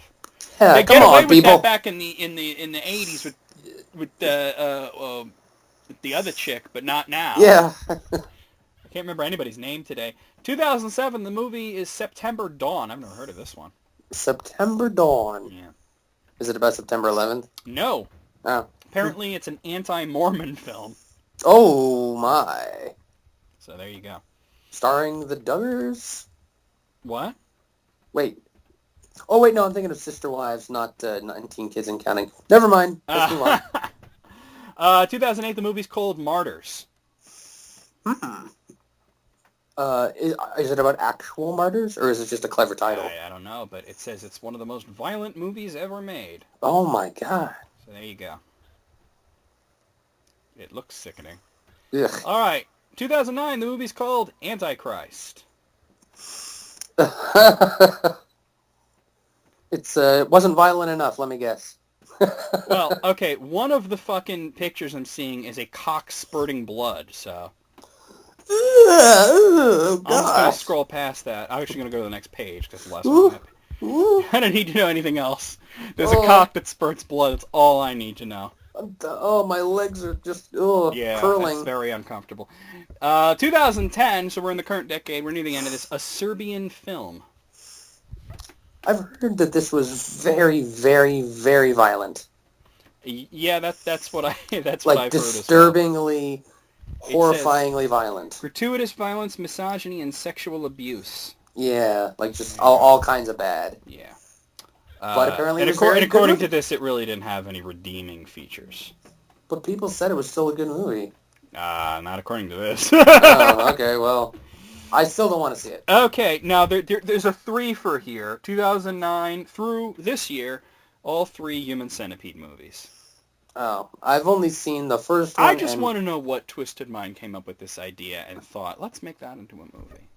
3 times. Really? Really? I don't know. It's certainly a new idea. I'm not saying think it's I good. prefer the Human Centipede. Yes. And the last one on here, 2014, The Interview. Oh, yeah, the Let's Go Kill Kim Jong-un. Well, the real Kim Jong-un did not like that idea. I bet.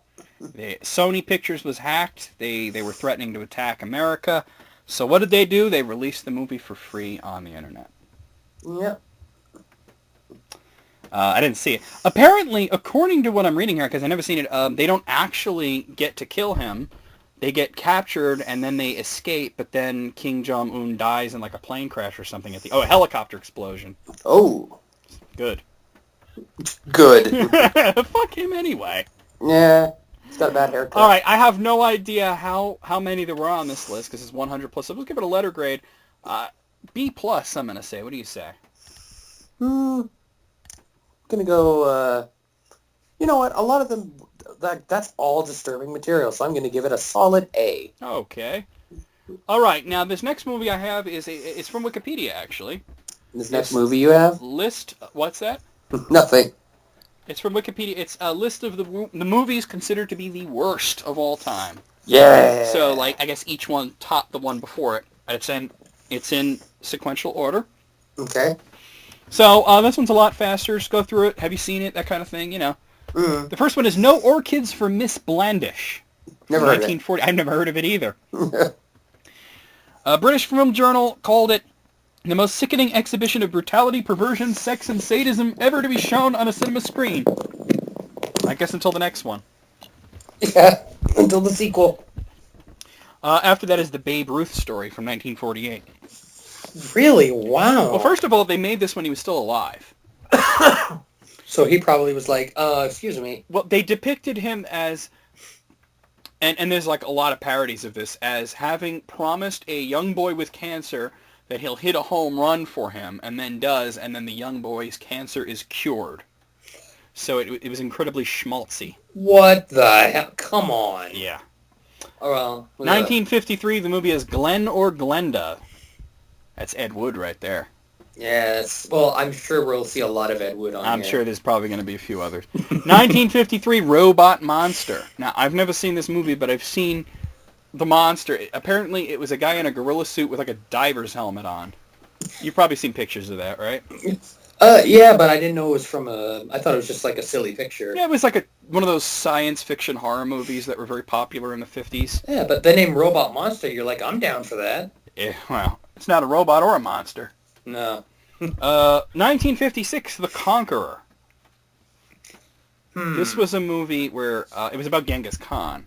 John Wayne. John Wayne wanted to be in this. Yeah, John Wayne wanted to be in this because he wanted to do things other than, just Westerns. Yeah. But it was incredibly bad, and not only that, but almost everybody involved got cancer because they filmed it right downwind from some nuclear testing sites. Smart. 1956, Fire Maidens from Outer Space. With a title like that, how could it be bad? Yeah, Fire Maidens from Outer Space. Wow. It's probably like a Plan 9 kind Yeah, that's what it sounds like. shitty quality. Speaking of which, 1959, Plan 9 from Outer Space. There you go. Ed Wood. The best, worst movie, they say. I've seen it, and I couldn't enjoy it on any level. No? Not even on the whole, it's so bad. No. The only movie that I've ever gotten that kind of enjoyment out of was Supergirl, because it was so much worse than I thought it was going to be, but in a very funny way to me. Campy. It was campy, too. I mean, like, dude, they got this, like, I forgot what it was called, but it's basically like this magic MacGuffin from their city in space, and then, like, the guy drops it, and it rolls toward the chick, Kara, who's going to be Supergirl, and she picks it up and plays with it. And then it makes like a giant bug appears, which rips through the city walls. She decides to go to Earth for some reason, and the magic MacGuffin things falls to Earth and lands in the villain's mac and cheese. You can't make shit like that up. It's crazy. All right, 1961, The Beast of Yucca Flats. I have no idea about this. I just see it on these lists of bad movies all the time. The Beast of Yucca Flats. Probably just a shitty rubber monster. Yeah, and I guess there was also implied necrophilia that has nothing to do with the remainder of the movie and does not fit anywhere into the film's chronology. That would be very jarring. Yeah, it's very jarring, all right. It was featured on Mystery Science Theater 3000 as well. 1962, Ega. I've never heard of it. Ega. I guess it was a caveman emerging in 60s California, finding love with a teenager. Oh, no. And it was a musical. Oh. And it was in MST3K as well. 1964, The Creeping Terror. I've seen this. I've seen it on MST3K. I've seen it on MST. I think everybody's seen that episode, right? Yeah. I mean, what was it, like just a carpet that they were using as the monster? Yeah, and it was just kind of crawling Yeah. along. They were like people under the carpet. Yeah. 1964, The Horror of Party Beach. Ooh, that sounds fun. It was another MST3K one too. I haven't seen that one, Yeah, though. I haven't seen that one, but it says it was in there. 1964, another great title, Santa Claus Conquers the Martians. Totally seen this. I haven't. With and without MST. I can't imagine what that's like. Hooray for Santa Claus. Cha-cha-cha. Oh, boy. Yeah, it's a pretty good bad. 1965, Monster A Go-Go. I know it as a Misfits song. That's about it. Fucking Misfits. Yeah. They called it a surreal anti-masterpiece when it was on MST3K as well. That's a good title. Anti-masterpiece. 1966, another one that you see on list of bad movies, Manos, The Hands of Fate. Oh, with, the master will be home soon. Oh, God. Yeah. And you know, that was based on a bet, like, this guy said anybody can make a horror movie. It's really easy. And the guy, I bet you couldn't. And not only did the guy make Manos, but he started writing it right there on, like, a napkin. Like, all right, here I go. Yeah, and it was on MST3K. A Place for Lovers, 1968. Roger Ebert called it the most god-awful piece of pseudo-romantic slop I've ever seen. So it's schmaltzy. Sounds like it, yeah. Blech. 1970, Myra Breckinridge. I've heard the name before, weirdly. I know Raquel Welch was in it. That's about all I know. Oh, that's all you need, right? That was rated X. Yay. All right. I guess it was supposed to be... Oh, God, wow. It was supposed to be a comedy, but Time magazine said Myra Breckinridge is about as funny as a child molester. Oh, my God. Wow. That is hard. That is really harsh. Yeah. 1970, Zabriskie Point. I've never heard of that one. Me neither. Have you ever noticed that movies that start with the letter Z tend to be really bad? Oh, I was going to say Xanadu, but that's with an X. X is another tricky letter there. Well, the next film from 1971 was called Zat. Zat. So there's another Z film. Or Zardoz. Zardoz is probably on here somewhere. I love the title of this next one, 1972, An American Hippie in Israel. I think it explains itself. Pretty much, yeah. Wow. Now it would be an American hipster in Israel. No. Ooh. 1975, At Long Last Love. At long last. Love! CNN noted it was once considered the worst musical extravaganza in Hollywood history. Oh, musical. Well, yeah. It sounds like musicals are having a really bad time on this Sounds list. like it. 1976, The Angel Was a Devil. It's another Israeli movie, and apparently it was really bad. Oh, Here's one that I mentioned this earlier. One of the most... This was a mess. 1977, Exorcist II, The Heretic. Nah. You can't watch it and then say what it's about because you can't tell what the hell's going on. Are there any famous lines from it? I don't think there's any lines in the movie. 1978, The Swarm. Is it about killer bees? I don't know, actually. I'm reading this. Yeah, killer bees, yeah. Or about African killer bees. Michael Caine was in it, and Henry Fonda. Caine. Wow. Michael Caine. 1978, I Spit on Your Grave. We just talked about that a little while. Yeah. It was on Roger Ebert's most hated list. Considered it to be the worst movie ever made. That'd be an interesting Gene Siskel list. also said it was one of the worst films ever. So that's a double thumbs down. Two thumbs down, yeah. 1979, Caligula. We just talked about Caligula. Mm-hmm. Yeah. 1980, Heaven's Gate. You see a lot of crossover between the two. Yeah, lists here. crossover with controversial and bad. 1980, The Apple. That's a musical. Is it? I just think of like the Star Trek episode. Oh my God! It's a musical, isn't it? It's a disco rock opera. Yes, it is. I've seen it. Set in the future of 1994. Yep. Good Lord. And it was terrible, but I enjoyed it. Apparently, you can get riff tracks for that one. 1981, Inchon. Inchon. I don't know. I assume it has something to do with the Korean War.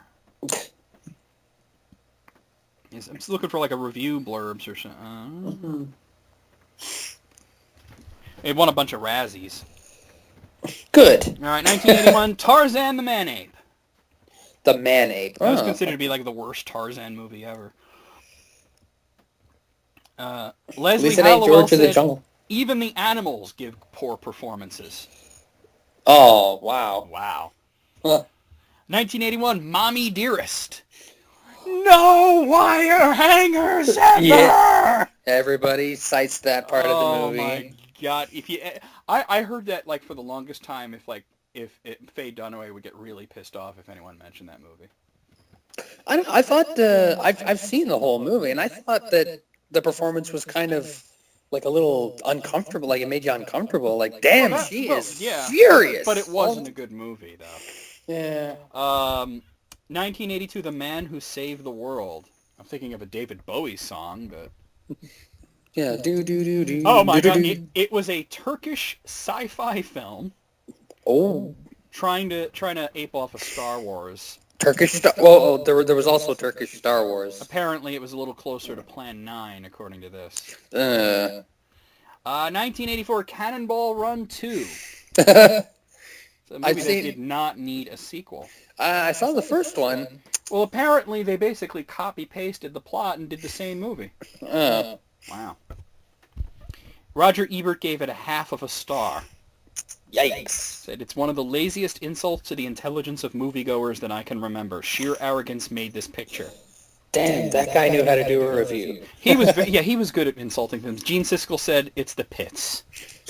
I always liked Gene Siskel because he was very direct. Howard the Duck, 1986. 2 words. Yeah. Duck tits. That's early in the movie, too. Yeah. There's duck tits. Woo. Ducks should not have tits. Duck tits. Woo. Ducks are not mammals. No. Ishtar, 1987. That's famously bad. Big budget movie, and it just... Overblown budget. Terrible. Didn't make any money. Nope. Yeah. 1987, possibly what I think is the worst superhero movie ever made, Superman 4: The Quest for Peace. Oh, is this the one with the radioactive dude? Nuclear Man. Destroy Superman. Yeah, that's it. It's also the movie where Superman repairs the Great Wall of China with his supervision. Supervision. With his supervision? They were just making up powers as they went along in that one. The special effects were really... It was just so cheap. Well, they were getting less and less popular. 1987, The Garbage Pail Kids movie. Now, this is what you get when you base a movie off of stickers. Were they stickers or cards or both? They were both. Okay. Yeah. I only had a couple. I never really got into them. It was just gross humor. If I mean, I had a couple of those too. Why would you make a movie out of that, though? Yeah, and with really bad-looking puppet things. Yeah. 1987, Leonard Part 6. That was a Bill Cosby movie. Oh, his back catalog's going to hurt these days. I can't tell you what it's about because I don't think anybody's ever seen it. According to this, it was a parody of spy movies. All I ever see from that is a picture. This is one photo that you always see associated where he's like riding an ostrich. Yeah, I've seen that.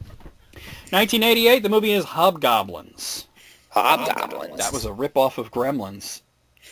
Really? It's just a blatant ripoff. I'd be interested to see it then. They called it Jim Henson's Worst Nightmare. Oh, dear. Wow. I thought that was and there was an MST3K one with that. 1988, Mac and Me. Oh, that's the E.T. ripoff. Not only was it a ripoff of E.T., but I think the most famous thing... Well, it was basically you also used McDonald's commercial. Oh, yeah. That's right. But I always remember it for every time that Chris Pratt goes on Conan O'Brien to promote a movie. He showed that scene with the kid in the wheelchair. The wheelchair, yeah. Every single... Like, even when he came to promote Ant-Man, it was... I saw that. Yeah. I love that scene. Oh, man. 1989, Things. Things. We just ran out of movie titles. This sounds like a movie, like a horror movie made by Tanya. Or maybe somebody trying to make trying to make a sequel to The Thing.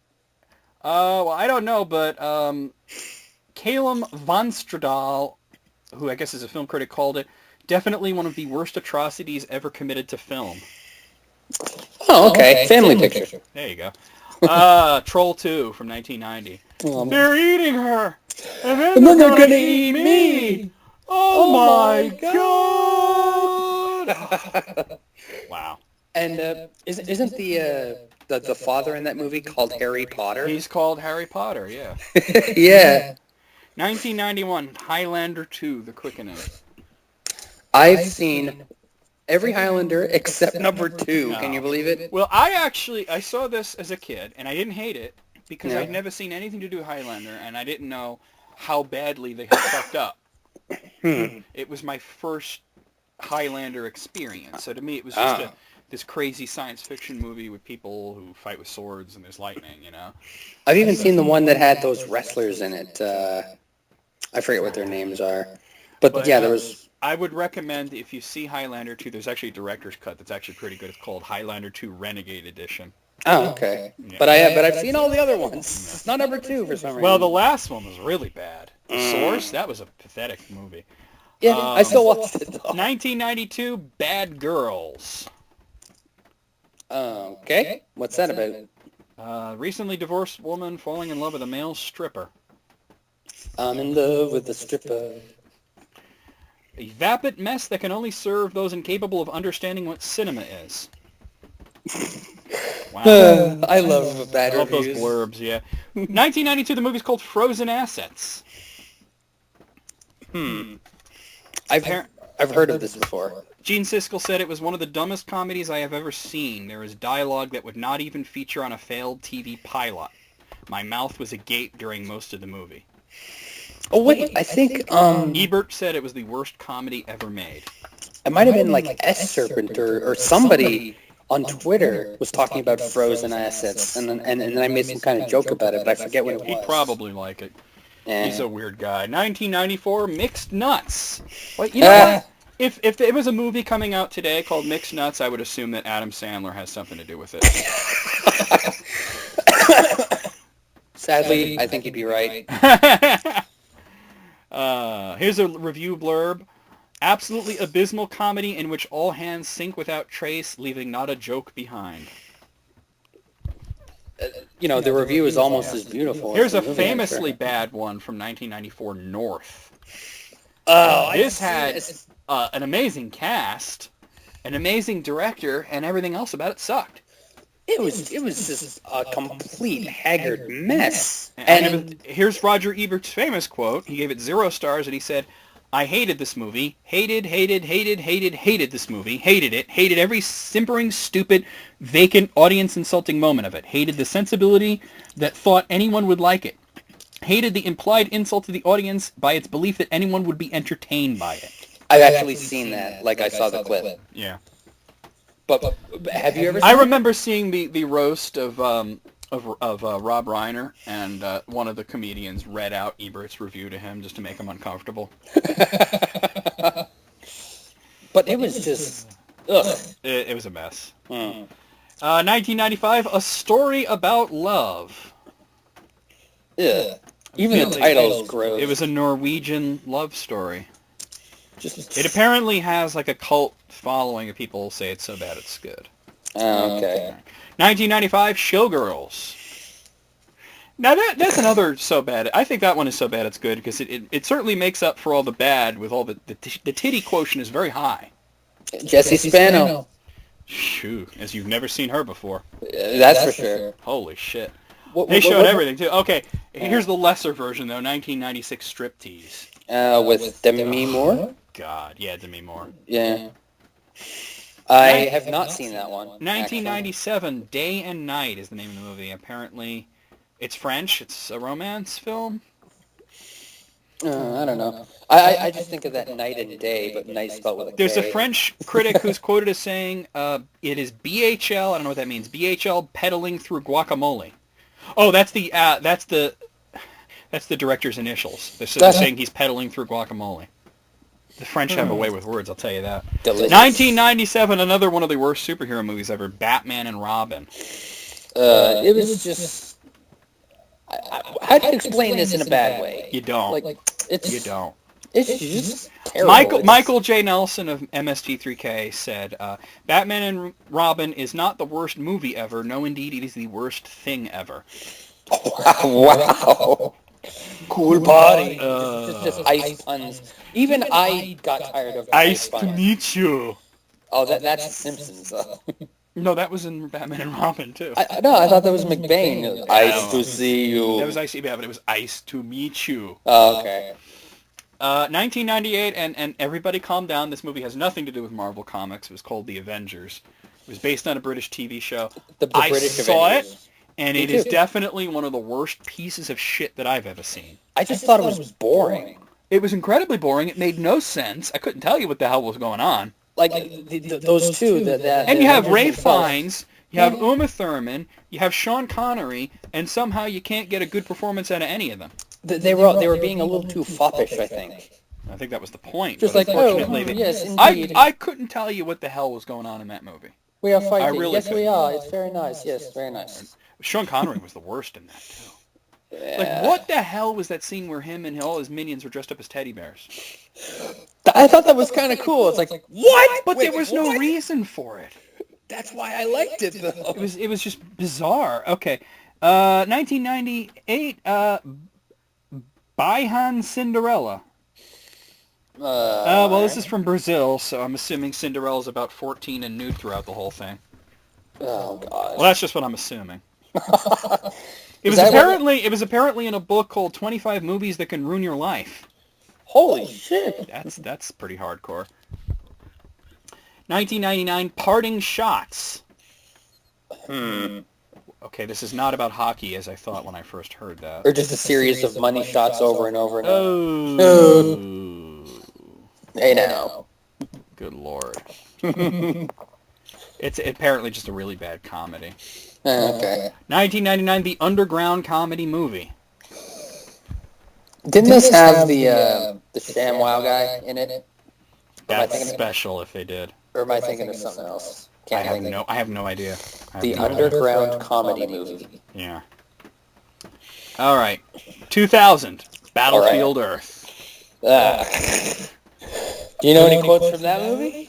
Just the one that you said once on List Critics is, while you were learning to spell your name, I was conquering galaxies or something. You conquer galaxies. Yeah, something like that. Yeah. Number 2000, there's a bunch of them from 2000. The next one's called Honest. Honest. Which was apparently directed by some dude from the Eurythmics. Oh, really?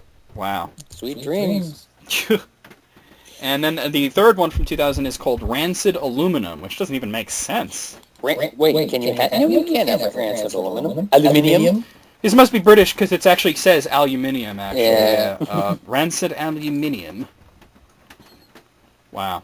All right, 2001, Freddy Got Fingered. Fuck. I saw this because I actually liked Tom Green once. I've always thought he was like such a schmuck. Well, I was younger. I liked it that he was different. He's not different. He's just an idiot. Hey, man, I learned my lesson, okay? All right. 2001, the movie was Glitter. This is, I think, where everybody realized how crazy Mariah Carey really is. This is giving her a little too much freedom. Yeah. 2002, The Master of Disguise. Oh, turtle. Yeah. This was like a perfect storm of crap. It was produced by Adam Sandler. Oh, God. Starring Dana Carvey as a guy named Pistachio Disguisey. Yep. What the fuck? Brent Spiner was in it. And he just and his joke was that he farted a lot. Wow. Yep. He's such a good actor, too. Yeah. All right, 2002, Ballistic X vs. Sever. The Game Boy Advance game was better than the movie. I think I saw you play that. It's not a bad game. The movie, though, holy shit. The title, like, it's a little too much, guys. 2002, the movie's called Ben and Arthur. Ben and Arthur? I guess it's about a gay couple who come into conflict with the brother of one of the partners. But it was just cheap and just bad. It's just a bad movie. 2003, From Justin to Kelly. Oh my God, that MTV piece of shit. Honestly, did MTV have anything to do with that? I think it wasn't it like MTV Well, it had to do movies? with. I thought it had to do with American Idol. Yeah, but I thought like MTV had a heavy promotion on it. And... I got to click on this to see if it was from... No, it was 20th Century Fox. Oh, I don't know. I actually watched a bunch of MTV back then. And... 2003, The Room. Oh, I saw the riff tracks of this. They call it the Citizen Kane of bad movies. Well, that's a bold statement, though, whenever you bring Citizen Kane into it. It was pretty good bad, though. 2003, I don't know how you're supposed to pronounce it. Gigli? Oh, Geely. Oh, is that how you say it? Geely. Yep. Geely. You know what's funny is this was supposed to be a black comedy with no romantic subplot, but because the two stars were dating at the time, they decided to... Yeah. Bad. All right, 2004, Sex Lives of the Potato Man. Now, there is no way that you could make me see a movie called Sex Lives of the Potato Man. Now, what is a potato man? A potato delivery guy in Ireland. Really? Do you remember that Simpsons where Homer, what was he doing? I think was he running for office or something? He snuck on stage, like during a U2 concert. Yeah. And he was on the screen or something, and I remember he got into the control room by getting past the security guards. He got a sack of potatoes. He's like, "Potato delivery, man," and they're like, "What took you so long?" What? Because they're Irish. That's very strange. Yeah. 2004, Catwoman. Yeah, that was pretty bad. Catwoman was not as bad as Batman and Robin, but it was pretty bad. It was still not worth my time. There's a bunch of quotes here, but I know the one quote from Roger Ebert that I always enjoy. He says there's 3 good things about Catwoman: Halle Berry's face, Halle Berry's body, and Halle Berry's costume. Even the costume I thought was a bit hokey. Yeah, but he had a thing for her. Okay. Yeah. You know that Roger Ebert, he always had a thing for chocolate ladies. Oh yeah, chocolate ladies. Listen to you. Well, he dated Oprah back when she was thin and young. He dated Oprah? Yeah. Get out of town. He dated Oprah. So I remember him on Howard Stern talking about it, and Howard was trying to get like sexual stuff out of him, but he was too much of a gentleman to say anything. Imagine that power couple. From 2004, it's called Daniel the Wizard. That just Daniel the Wizard. I'm surprised the Wizard isn't on here. Oh, California. Yeah. Oh. But maybe they're trying to go off the Harry Potter popularity at the time. Who knows? It's a German film. I have no idea what it's about. I guess I can't tell what it's about from this. I guess it's bad. 2004, Super Babies, Baby Geniuses 2. Now, most people hated the first one. How it got a sequel, I can't imagine. Didn't John Hughes write that movie? You know, I don't know, but I'm going to look into it right now. I think he wrote it. Screenplay by Gregory Poppin. Oh, Story by Stephen Paul. Did he direct? I thought he had something to do with it. John Hughes, no. John Voight's in it. Oh. Well, fuck, I don't know why I thought that. Sorry. 2005, Alone in the Dark. With Marky Mark? Was he in that? No, Mark Wahlberg? I thought it was Donnie Wahlberg. Okay. Let me. I know Tara Reid was in it. Oh, it was bad. I've seen it. It was an Uwe Boll film. I have not seen it. No, it was Christian Slater. We were way off. Christian Slater. Yeah, Christian Slater. I can't do a Christian Slater. Christians. All you got to do is young. I can't think of anybody's name today. Wow, young Jack Nicholson. That's Jack Nicholson. Okay, I've never heard of this one. I love the title. It's called Ag. Ag. Like AAG. Real monsters. Ag. No, that'd be R. Yeah. This is Ag. Ag. Apparently, it's a Bollywood film. Okay. Oh, it's a remake of a Bollywood film. Oh. And apparently a really bad remake. Oh. 2002, Birdemic, Shock and Terror. I have seen many reviews, and judging from the footage, yep. And they made sequels to that, too. They did. 2008, Disaster Movie. There's a shock. Come on. If you call it disaster movie, guess what? Yeah. You're going to live up to the title. Says it right there, you know? But I any mean, of I those think crap. at that point everybody was kind of sick of the Friedberg and Seltzer films. Yeah, any of those stupid enough already, you know. fill in the blank movies. Like All the right. jokes are old the moment you tell them. 2008, The Hottie and the Naughty. That is Paris Hilton. I mean, at that point, shouldn't we know better? Yeah, don't give her a movie. According to this, James Berardinelli said it was about as funny as the anal rape scene in the War Zone, rather. The time Yeah, in the I war just misread zone. it. Yeah. Richard Roper called it excruciatingly, painfully, horribly, terribly awful. Yeah, that's pretty bad. And said nobody in this movie really should have a career in movies. Wow. Okay, 2010, The Last Airbender. Oh, the M. Night Shyamalan Shyamalan, overblown yeah. Avatar piece of crap. Fuck him. Yeah. 2011, you knew that Adam Sandler had to make his appearance on here eventually. I was waiting for it. Jack and Jill. Jack and That Jill. might have been the pinnacle of crap for him. I mean... That was Sandler at his Sandlerist? Well, I mean, it's like his whole career he was climbing a mountain of crap and getting crappier as he gets to the peak, and then it's all downhill. Yeah. Now he's just sliding down the hill. But it is not getting better. He's just rolling and gathering more crap as he goes.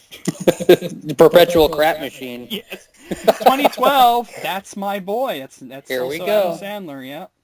I have not seen any of these because, no reason to see it, really. No, not really. What is gerontophilia? It says it's portrayals of incest, ephebophilia, statutory rape, and gerontophilia. What is I know ephebophilia? Ephebophilia is like not quite pedophilia. That's like if you're into chicks who are like 14. No. It's not quite pedophilia. It's like almost. Still. But that's gross enough. But I gotta click on this. What is gerontophilia? Oh, sexual preference for the elderly. Oh, okay. Moving on. Yeah. 2012, Run for Your Wife. Oh, jeez. Just from the title, I wouldn't see it. They probably thought of the title first and the script later. Probably, yeah. 2013, we've talked about this one in the past, Movie 43. Yeah, which is loaded with big-time actors, but... A lot of famous people. Dennis Quaid, Greg Kinnear, Hugh Jackman, Kate Winslet, Liev Schreiber, Naomi Watts. I can go on for a while. Alec Baldwin? Was he in it? Probably. There were a lot of people in it. I think he's the guy that had ball chins. Ugh. Yep. That was now, his one I never heard of, 2014, Humshackles. Oh, it was India. It was a Bollywood film. Humshackles. 2014, is this the last one on the list? United Passions. Oh, it's a soccer movie. What? What? It's a soccer movie. It's like saying Bend It Like Beckham is a soccer movie. Well, Bend It Like Beckham is a soccer movie. Yeah, but you wouldn't think that from the title. Well, it's got the name of the most famous soccer guy in the title. Yeah, but Bend It? I bend your leg, I guess? I don't know. I don't know. But United Passions, nothing to do with soccer. Yeah. Apparently, it was Unless the lowest grossing film of all time in American history. Whoa. Wow. But it could be like a United Passion for the sport or something like that.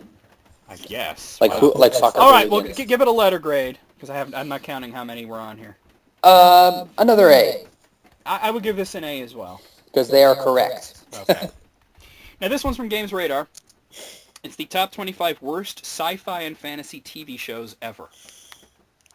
Wow. Now, I have a feeling we're not going to have heard of most of these because every year there's a new crop of sci-fi and fantasy shows that get canceled within like 4 episodes. So I hope they don't. I hope they're like mainstream, like that we've heard of. Well, them. let's see. The number 25 is called The Secret Circle. Nope. Written, adapted from a series of books by the same author who wrote The Vampire Diaries. Okay. Apparently, it didn't last long. It was canceled pretty much immediately. Huh. Number 24, The Prisoner. That was really? the remake, the one in 2009 that got canceled pretty much right away. You are number 6. Yeah. Who is number 1? I'm a free man. I'm a free man. We know that because of Iron Maiden, though. So. Yeah, pretty much. Number 23, Total Recall 2070. I've heard of I this. really forgot that was a thing until just now. Yeah, same here. I would see it playing and be like, I'll just watch the movie. Yeah, exactly. Number 22, Jupiter Moon. All right. That's going way back. That's 1990. Oh, Did not last very long. again, not Number familiar. 21, Astronauts. I guess it really Astro Uh, not make it. I don't know. cheesy 80s crap. And it was British, so, it was like, oh, yes, Oh, yes, quite very. yes, pass me the T in 0G, 20, and this was unfortunate because I think a lot of us wanted this one to be good, was Birds of Prey. Bird? Oh, that's the DC. Yeah, ladies. you had Catwoman and Batgirl and Oracle and Black Canary. She eventually. You wanted it to be good, but it wasn't. Wasn't it just like an online thing, or am I thinking of something else? No, it aired on TV. Oh, okay. It aired. It was like on FX or some crap. Yeah. It didn't do well. It was bad. Well, Number 19, Gene Roddenberry's Andromeda. That's with Kevin Sorbo. Kevin Sorbo. Yep. You know what's funny, Nat? I was reading this thing. Apparently, he's like one of those hardcore Christians. He's like Kirk Cameron level of Christian. Well, wasn't he in that God is Real movie or whatever? Yeah, whatever. But he is saying that his career has declined because he's a Christian. Oh. I'm saying his career has declined because he's Kevin Sorbo. My eyes are rolling so hard. I know, right? Well, Kirk Cameron says the same thing. Oh, people didn't like, Saving Christmas because it's a Christian movie. It's like, no, they didn't like it because it was stupid. It's called Kirk Cameron Saves Christmas. Come on. Well, yeah. I mean, honestly, there are good Christian movies. There's not one of them. You could go watch The Ten Commandments. It's a great fucking movie. Yeah. All right. Number 18 is Come Back, Mrs. Noah. What in that makes you think of space travel? Because that's what it's about. I just think of Welcome Back, Kotter. I don't know. Well, you could tell it's Come British Back. from the title, though. Mrs. Noah. Yeah. Number 17, Kingdom Hospital. That was another one that I think we wanted it to be good, and it wasn't. I don't know what was that one? It was based on a lot of Stephen King stories, and Oh, that's unfortunate. Stephen King produced it, and it was just too weird for words, though. It was too weird for words. Number 16, Manimal. Oh, Jesus Christ. I've seen a couple episodes. Yeah, it's bad, dude. Yeah. I saw it out of curiosity. Number 15 is Mercy Point, which was a ripoff of ER, but it was like on a space station. That could work if it was done right. It wasn't. Wah wah. Number 14, Painkiller Jane. I remember seeing the ads for this, actually. Yeah, it didn't last very. That was just a couple of years ago, too. Number 13, Shazam, another comic book thing, and that one was just... I mean, yeah, it's like, it was so 70s that it was painful. Oh, that might be good, though. Yeah, no, it wasn't, dude. It Oh. was painful. Number 12, another comic book show, Sheena, Queen of the Jungle. And, I mean, you couldn't even, get, the prurient issue and interest out of it because the chick was just... She wasn't that attractive, Oh, ouch. She had, one of those weird... I'm not talking about her boobs here. You ever see a chick that, her tits are, 2 inches apart? I know a couple people, yeah. Not really attractive.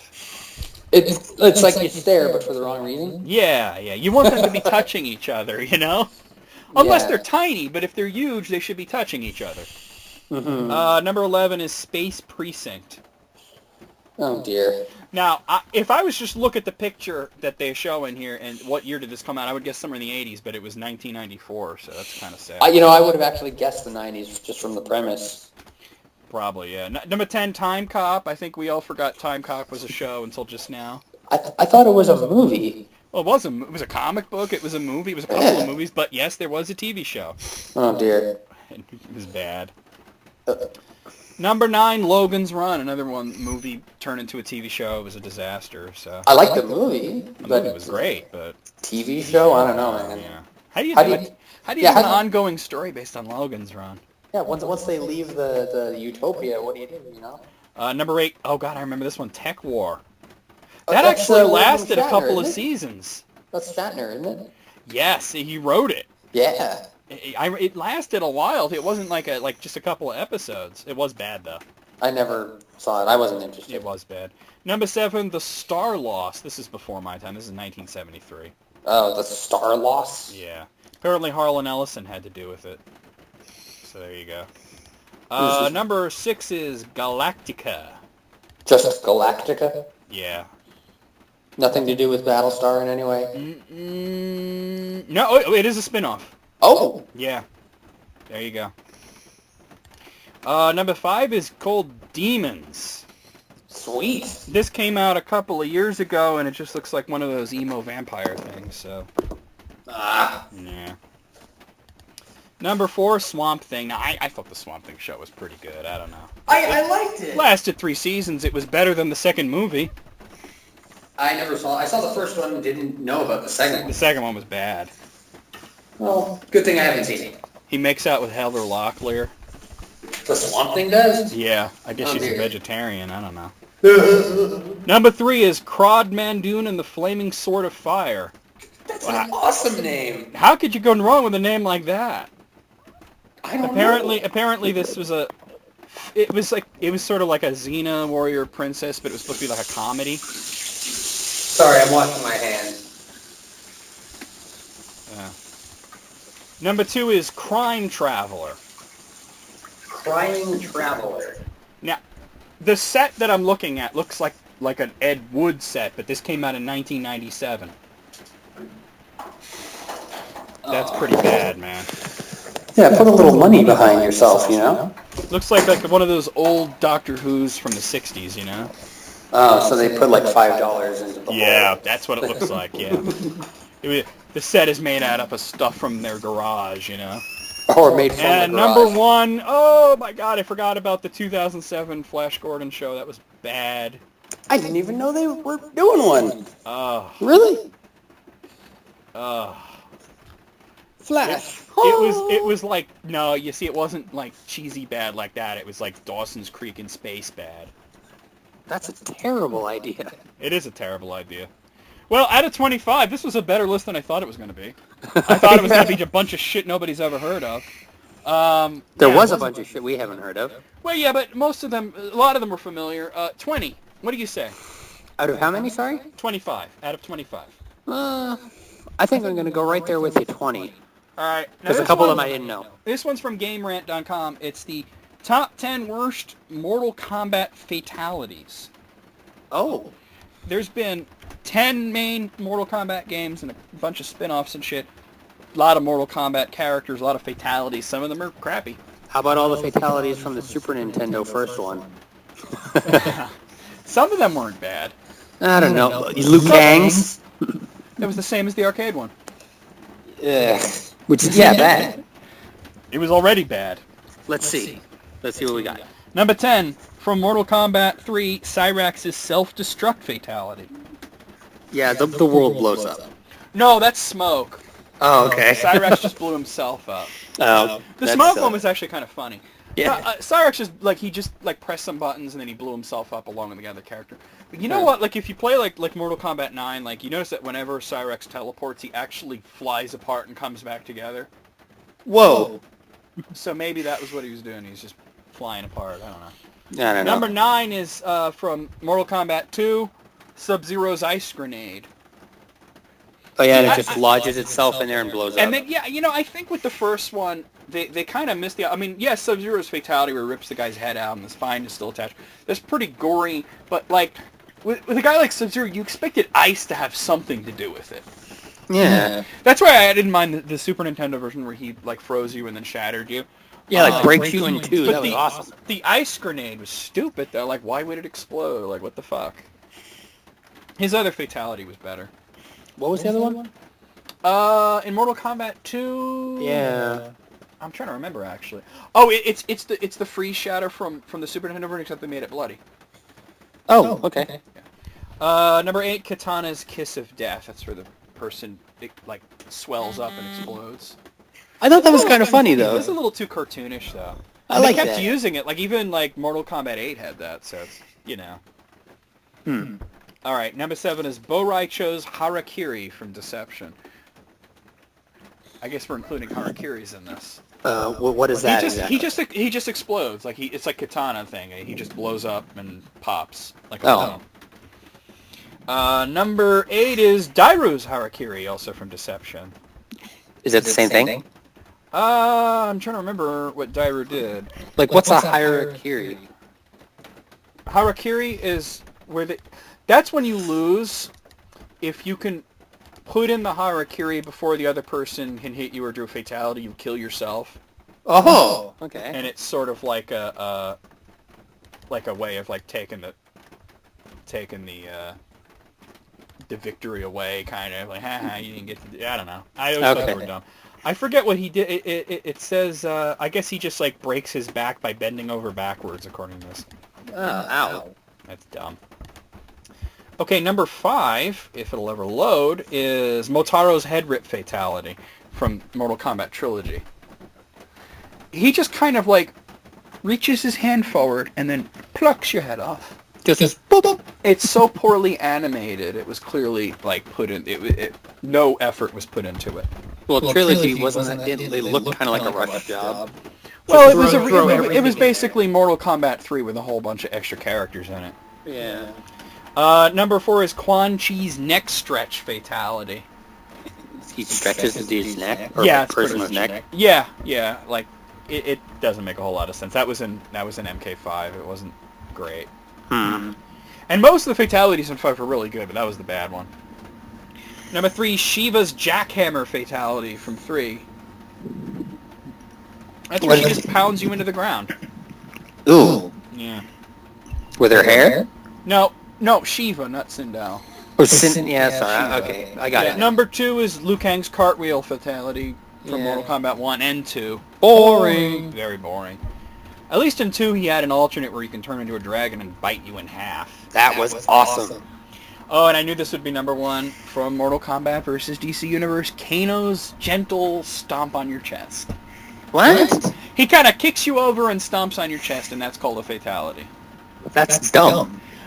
Green Lantern's, non-fatality is way more brutal than that. What does he do? He puts you in a green bubble and then makes it a lot smaller and crushing you. Oh, God. Like, you probably don't survive, even though it's called heroic brutality, because none of the DC heroes have fatalities. They have heroic brutalities. Heroic brutality. Yeah. The villains from DC and all the Mortal Kombat characters have fatalities, but because it was rated T, they were pretty toned down.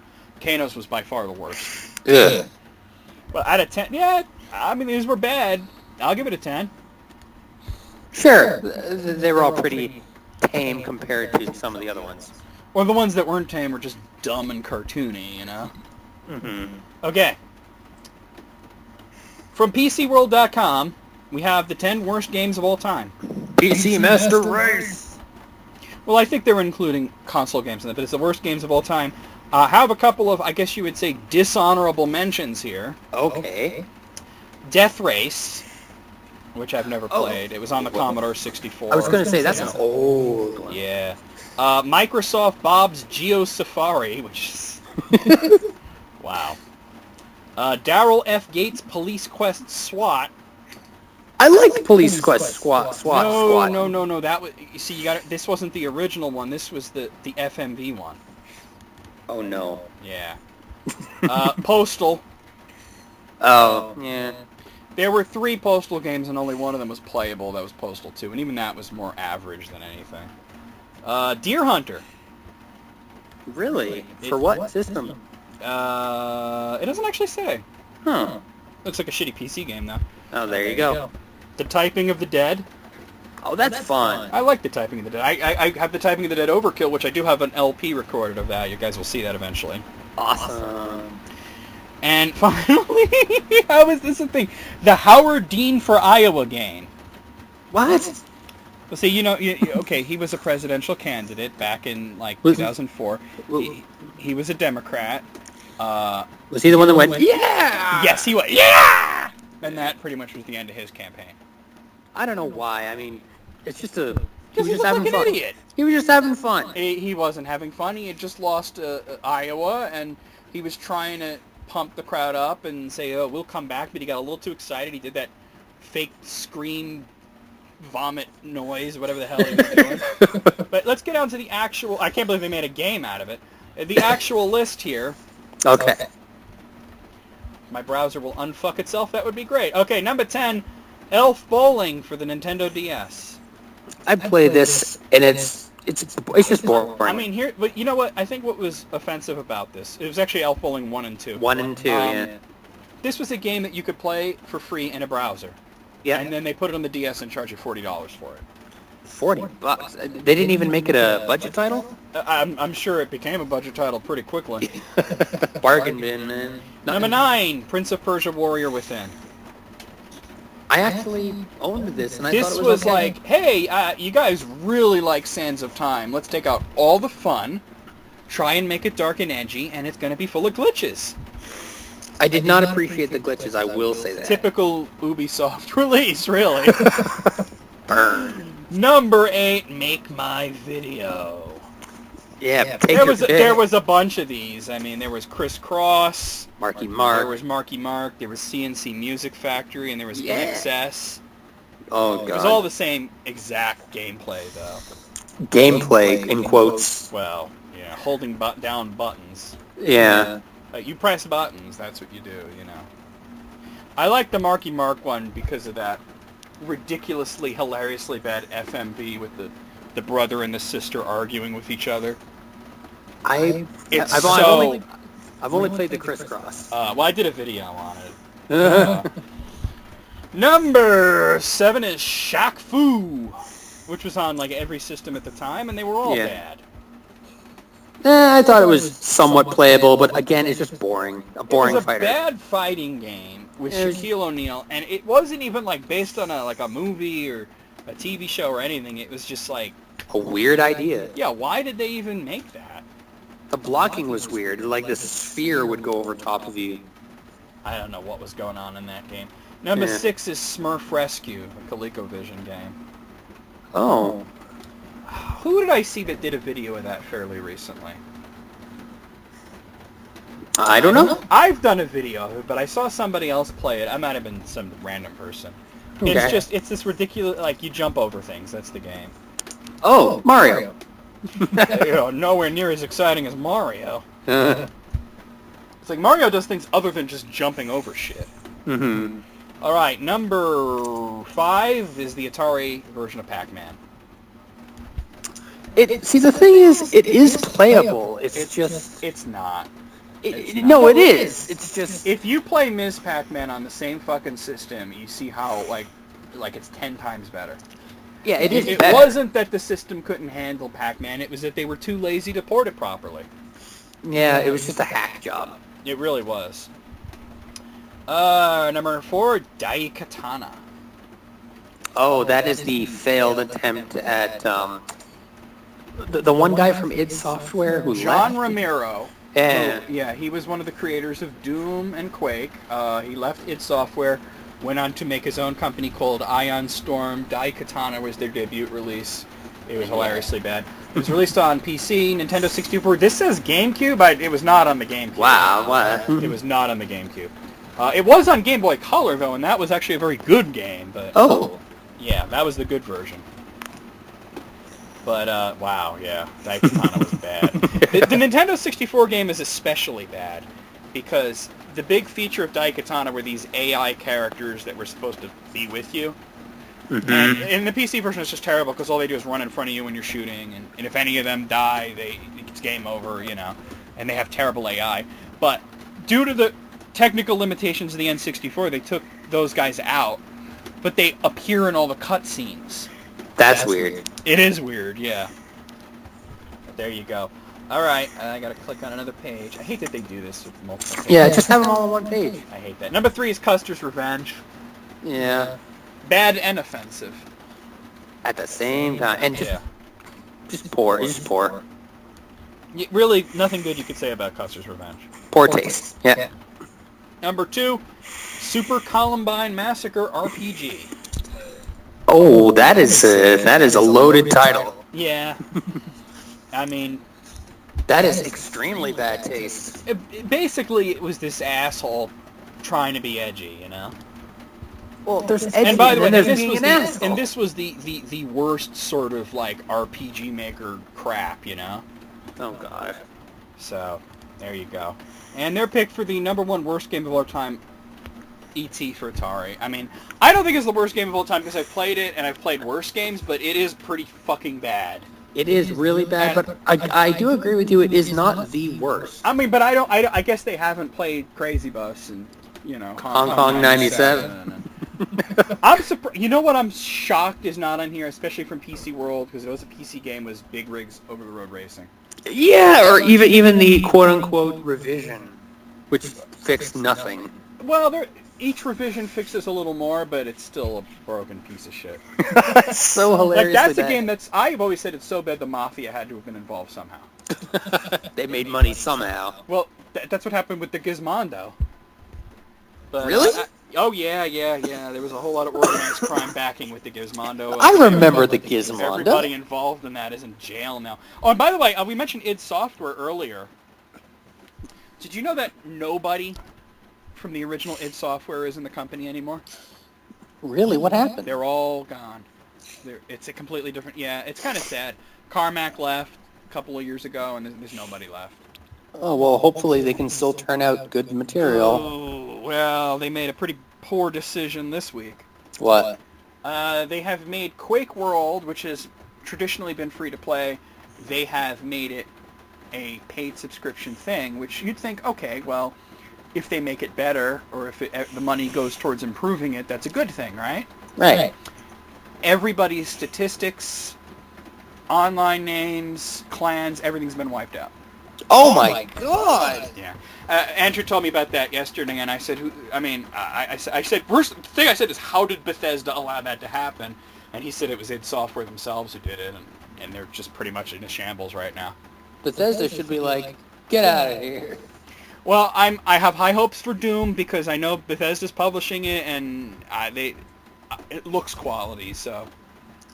But have you noticed that, it did not even develop Wolfenstein? No, their name's on it. Not really. No? But it's Bethesda and whoever developed. I forget the name of the people that developed it, but I mean, it's kind of said that the best Wolfenstein game of all time was not made by id. So we'll see how Doom turns out. I'm really hoping for a new Quake, but at this point, I'm kind of hoping Bethesda gives it to somebody else. Wow, can you imagine if id Software were to go away? Like, man. I think they already have. I honestly, I think they already have. Because it's like Rare. Like nobody that worked for Rare is there now. It's just in name only. They did not even make Killer Instinct. Yeah, even that is strange. Do you know what the game that they're known for now is Connectimals? Oh, jeez. That's the last major thing they've come out with. That is tragic. Yeah. But out of 10, I'm going to give this one a 7. What do you say? What the hell was this list again? Oh, 10 worst games of all time. I'm gonna say an 8, actually. Okay. Now, here's one from it's Boston.com. It's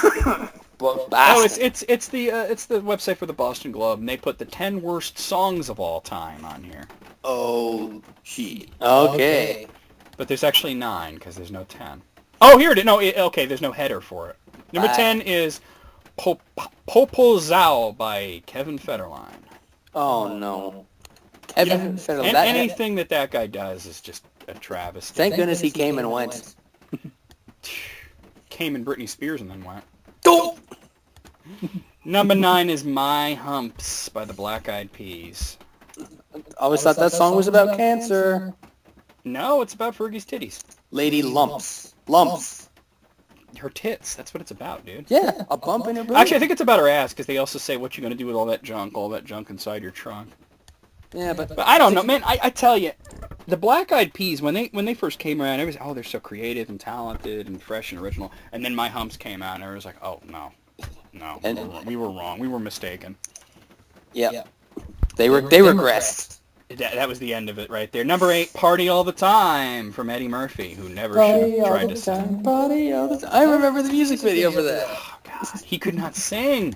No, he couldn't. No, and that was way before Auto-Tune was a thing. Oh, Number God. 7, Sunglasses at Night by Corey Hart. Well, I kind of take heart to that song, no pun intended, Well, but, because you're blind. and I would wear my But sunglasses at night often. this is a douchebag manifesto, really. You have a reason for it. Yeah, but I always liked it like, hey, I wear my sunglasses at night too. Number 6, Macarena by Los Del Rio. Los del Rio. Yeah, The you fact that couldn't they go won- anywhere. They've won a lot of awards for that, which is really a shame. You couldn't go anywhere without hearing that song in the 90s. God, it was terrible.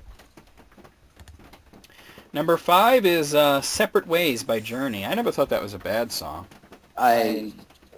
Separate way, I'm trying to think, I don't know. I'm trying to remember how it goes. I can't think of it off the top of my head, the lyrics at least. I can think of the music, but I'm not going to like hum it like an idiot.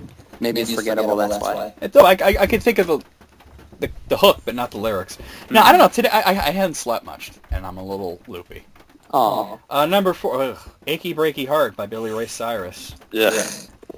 Although I got to say, the worst thing he's made is his daughter. Don't again. I was wondering if we would see a Miley song I on had to here. go. Well, maybe. There's 3 more here. Well, number 3 is Ice Ice Baby by Vanilla Ice. Although, I maintain that that's not the worst song he's done. It's bad, but he's had worse. He's had to have done like deep cuts on the album. He had a song which was a single. It was called I Love You. And I remember seeing it on Beavis and Butthead. And I remember them, and it was like, the problem with this is he's trying to rap a love song. Yeah, like, if this was a real rap love song, it would be like, got no love for the hoes. Yeah, it'd be like, I don't love you, ho. It's like I'm watching Beavis and Butthead right now.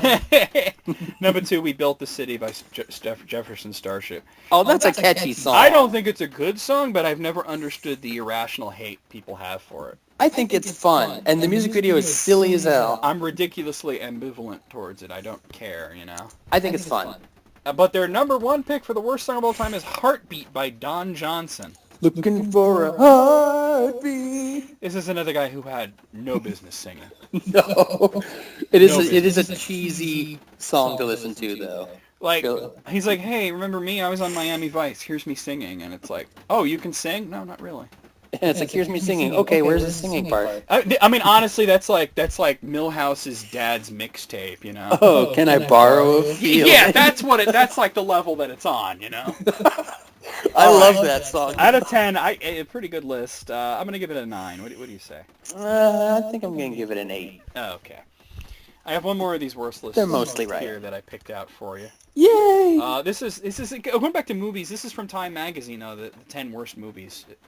That's just what it's called, 10 worst movies. 10 worst movies. I love the cynicism. Right, well, number 10 is called, I've never even heard of this, Hate Ship, Love Ship. Okay. It sounds like a Simpsons episode. Yeah, actually, yeah. Hate Ship, Love Ship. I've never heard of it. So, I don't know. How do I go? Oh, here we go. Okay, number 9 is Transcendence. Never heard of this one. When was that released? It doesn't say. So, I don't know. Number 8 is Nut Job. Apparently, it's a crappy cartoon CG animal thing. It isn't like a CG creepy porn thing, is it? No, it's like a kid's movie. Gonna give you my nut job. No, it's a kid movie, but it's a particularly bad one. That sucks. Number 7 is Winter's Tale. These may very well be the 10 worst movies because I haven't heard of a single one yet. Maybe they're trying to forget them and bury them. Well, I mean, really, you would think that like if movies that are really that horribly bad would not even be known that well. Like, what I haven't seen we've done a couple of bad movie things already. Blackenstein has yet to be seen on any of these lists. Oh, yeah. And you I have hate a hard time imagining a movie as bad as that. Number 6 is The Legend of Hercules. That was recent. That was The Rock was in that, wasn't it? Oh, no, wait, no. The Rock was in the other one. This was the one that, came out later and was even worse. It wasn't Hercules in New York. Number 5 is called Let's Be Cops. That's recent. Very recent. Damon Wayans, man. Yeah. No, thanks. Just stop making movies. It wasn't that like they were trying to ape off of like 21 Jump Street, you know? Yeah, around the same. I like 21 Jump Street. It was funny, yeah. Yeah. Number 4, Walk of Shame. Oh no. That just sounds terrible. It'd be funny if it was like a documentary full of just walks of shame. The night after, the day after. You know, whenever I hear the term Walk of Shame, I always imagine a chick in kind of a slutty dress, and it's like about 11 a.m., and I just always imagine her walking by like a playground, like a schoolyard or something, and there's all these kids like look at the slut. I don't know. Number 3 is called Men, Women, and Children. Well, that covers everything. Yeah. There you go. I wish I had something to add, but men, women, and children. There you go. Oh, I don't. Ooh. This shouldn't be a thing. Wow. I'm just gonna move on. Okay. Number 2 is A Million Ways to Die in the West. I have heard of this, and I heard it was terrible. So That's Seth MacFarlane, our favorite animal lover. Fuck yeah, and I do mean lover. And finally, number 1 is Blended. You knew Adam Sandler had it. Adam Sandler. That motherfucker. What was Blended about? What was the catch? What was the thing? I know there was rhinos fucking. What does that have to do with Blended? I don't know why it was called Blended. I know it was him, and then there's Drew Barrymore in it, and they went to Africa because he had, it was a vacation. I mean, all of his movies are vacations now.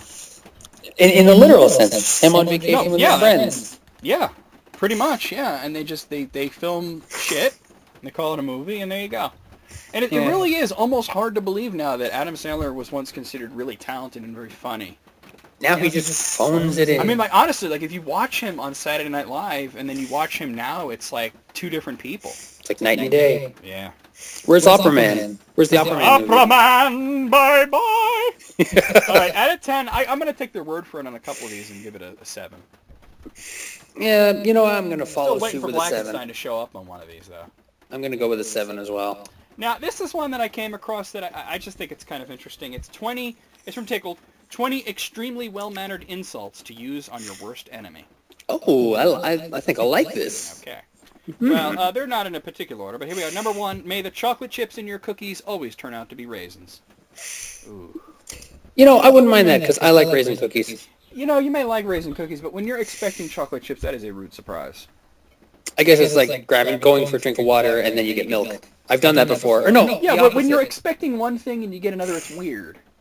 Yeah. I remember, this is a short story. There was one time when I was a kid, I couldn't really see in the mornings because my eyes would hurt. Yeah. And I went for what I thought was a glass of milk, but it turned out to be water, and I thought the milk had gone bad. You wish sour milk tasted like water. Yeah. Or like you think something's vanilla pudding and it's tapioca. I like tapioca. Yeah, but not if you're expecting vanilla. No, that's true. Number 2, may every sock you wear be slightly rotated just enough for it to be uncomfortable. That's good, I like that. Yeah. Number 3, may your mother come to talk to you and then leave your door slightly ajar so that you have to get up and close it. Oh, I hate that. Oh, neither of us has lived with our parents for quite a while now, so but can't exactly relate I to it. remember. But yeah, see, my chair at my computer was like so close to the door I could just like reach my foot out and kick the door closed. Number 4, may your article load the extra little bit as you're about to click a link so that you click an ad instead. Oh, that is annoying. Oh, that was a lot on Facebook. Yeah. Number 5, may both sides of your pillow be warm. Oh, that's dickish. That's mean. I don't know if it's on here, but one of my favorite like PG insults is I hope you step on a Lego. Oh, ugh. Oh, yeah. That stays with you. Yeah. Number 6, may you forever feel your cell phone vibrating in the pocket it's not even in. I've done that before. I get that when I'm driving. I get this in my right leg. I get this phantom vibration, and I never have my phone in my right pants pocket. It's always either in my left pants pocket or it's not in my pants at all. I wonder if that'll grow to be some kind of weird syndrome in later years. No, I think it's because I'm driving. It only happens when I'm driving. But number 7, see, I think it always happened. It's just that now you associate it with cell phones. Of course. Number 7, may you always get up from your computer with your headphones still attached. Oh, I did that once and it was like, You know how many headphones in the past that I ruined doing that? Oh, that sucks. Number 6, may your life be as pleasant as you are. Oh, that can be so rude. I like that. Yeah. Number 9, may your chair produce a sound similar to a fart, but only once, such that you cannot reproduce it to prove that it was just the chair. How many times have we done that? No, it's really the chair. Listen. No, it is. I don't give a shit. I would just say, yeah, I farted, so what? Yeah, Everybody does it. Breathe it in. Yeah, enjoy it. Number 10, may your 5-year-old neighbor have their violin lessons during all of your hangovers. Oh. What? No, it should have been a more obnoxious instrument, like a trombone or something. Yep. Yeah. Number 11, may you have your laptop charge all night without noticing the cord isn't plugged in the wall. Oh, I have done this and been mad at myself. Well, I don't have a laptop, but yeah. I've done this with my iPod. Oh. Number 12, may your return calls always go unanswered even though you literally just fucking called me, Kyle. Yeah, that was less well-mannered than the others. Yeah. Number 13, may you always step in a wet spot after putting on fresh socks. That may be the meanest one, yeah. Fuck. I've done that with dog pee. That's very frustrating. That's even worse. Yep, it is. Number 14, may your tea be too hot when you receive it and too cold by the time you remember it's there. Amen to that with hot drinks. Yeah.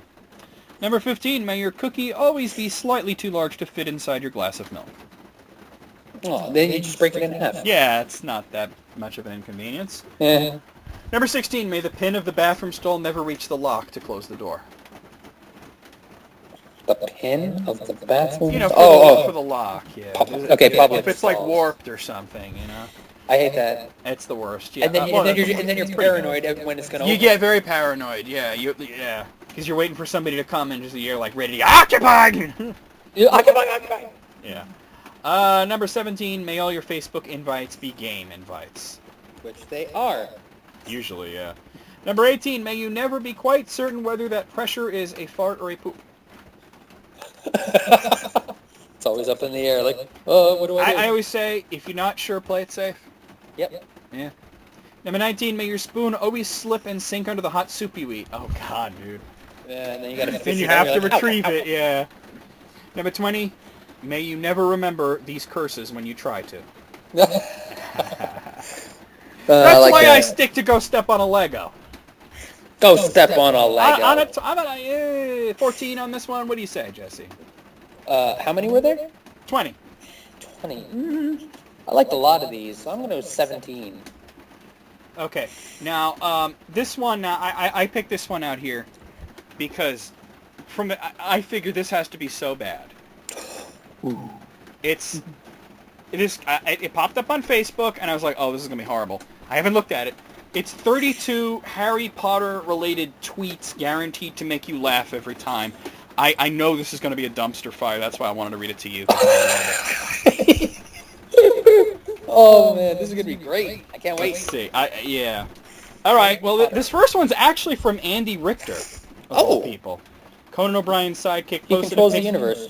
He posted a picture of one of those traffic cones, but it sort of looks like it's almost like melted or something. Yeah. A very sad-looking traffic cone. And he tweets, ever since the Harry Potter movies wrap, life has been hard for the Sorting Hat. Remember this? Yeah. I'm not laughing. Sorry, Andy. Yeah. Number 2. Okay, this is actually pretty funny. It shows a picture of Kim Kardashian with that ridiculous new hairdo she has, and it says, I know Kim Kardashian's new hairstyle look familiar.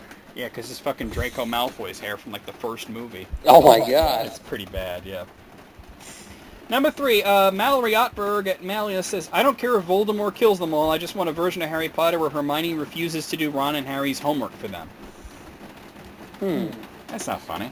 Yeah. See, I told you this was going to be a dumpster fire. I knew I had to do this with you. Yeah, like, are these supposed to be funny? Are they trying to be funny? It says they're guaranteed to make you laugh every time. I knew it was going to be bad. Number 4, Rainbow Rowell says, just realized that Eve was a parcel tongue. Okay. Slight chuckle out of that, I guess. I get it. Oh, here's a familiar name. I've seen this on Twitter jokes. Oh, no, she twittin'. My phone changed the word Horcruxes to hot dudes, like it wishes I were cool and popular and not an adult tweeting about Harry Potter. Okay, that's kind of funny. That's legitimately funny. This shows a picture of a Google search, what kind of owl was Hedwig, and it says, did you mean what kind of owl is Hedwig? And the person on Twitter, Hogwarts Logic, says Google is still in denial. I guess so. Huh? Yeah. All right. Number 7. This is I've seen this person too. Shut up, Mike. Shut up, Mike. I look like Harry Potter if instead of going to wizard school, he just kept living under the stairs.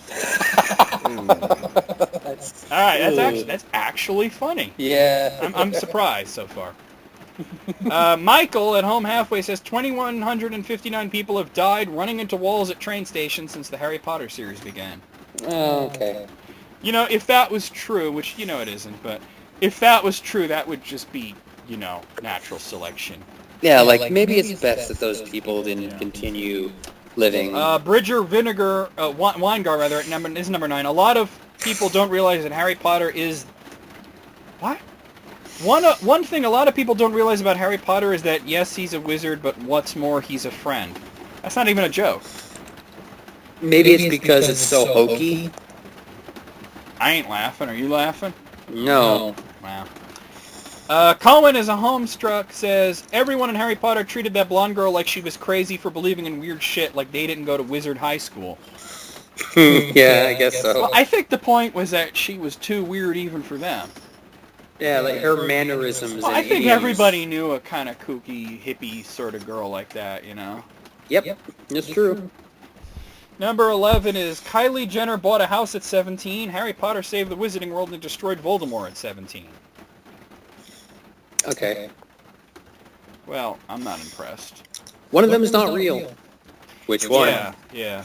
Well, I'm not convinced that Kylie Jenner is real. So. Number 12, Frank Lesser says Avada Kedavra, shouted Voldemort, instantly killing Lily Potter and her infant son. The end. George R.R. Martin's Harry Potter.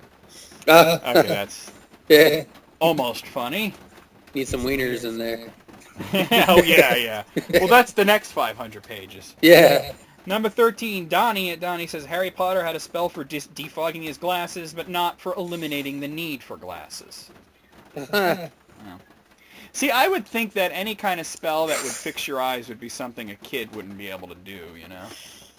Yeah, you got Harry Potter, like all these people wearing glasses. You know what's funny is that if you read the books, I mean, Harry's not that good at magic. No?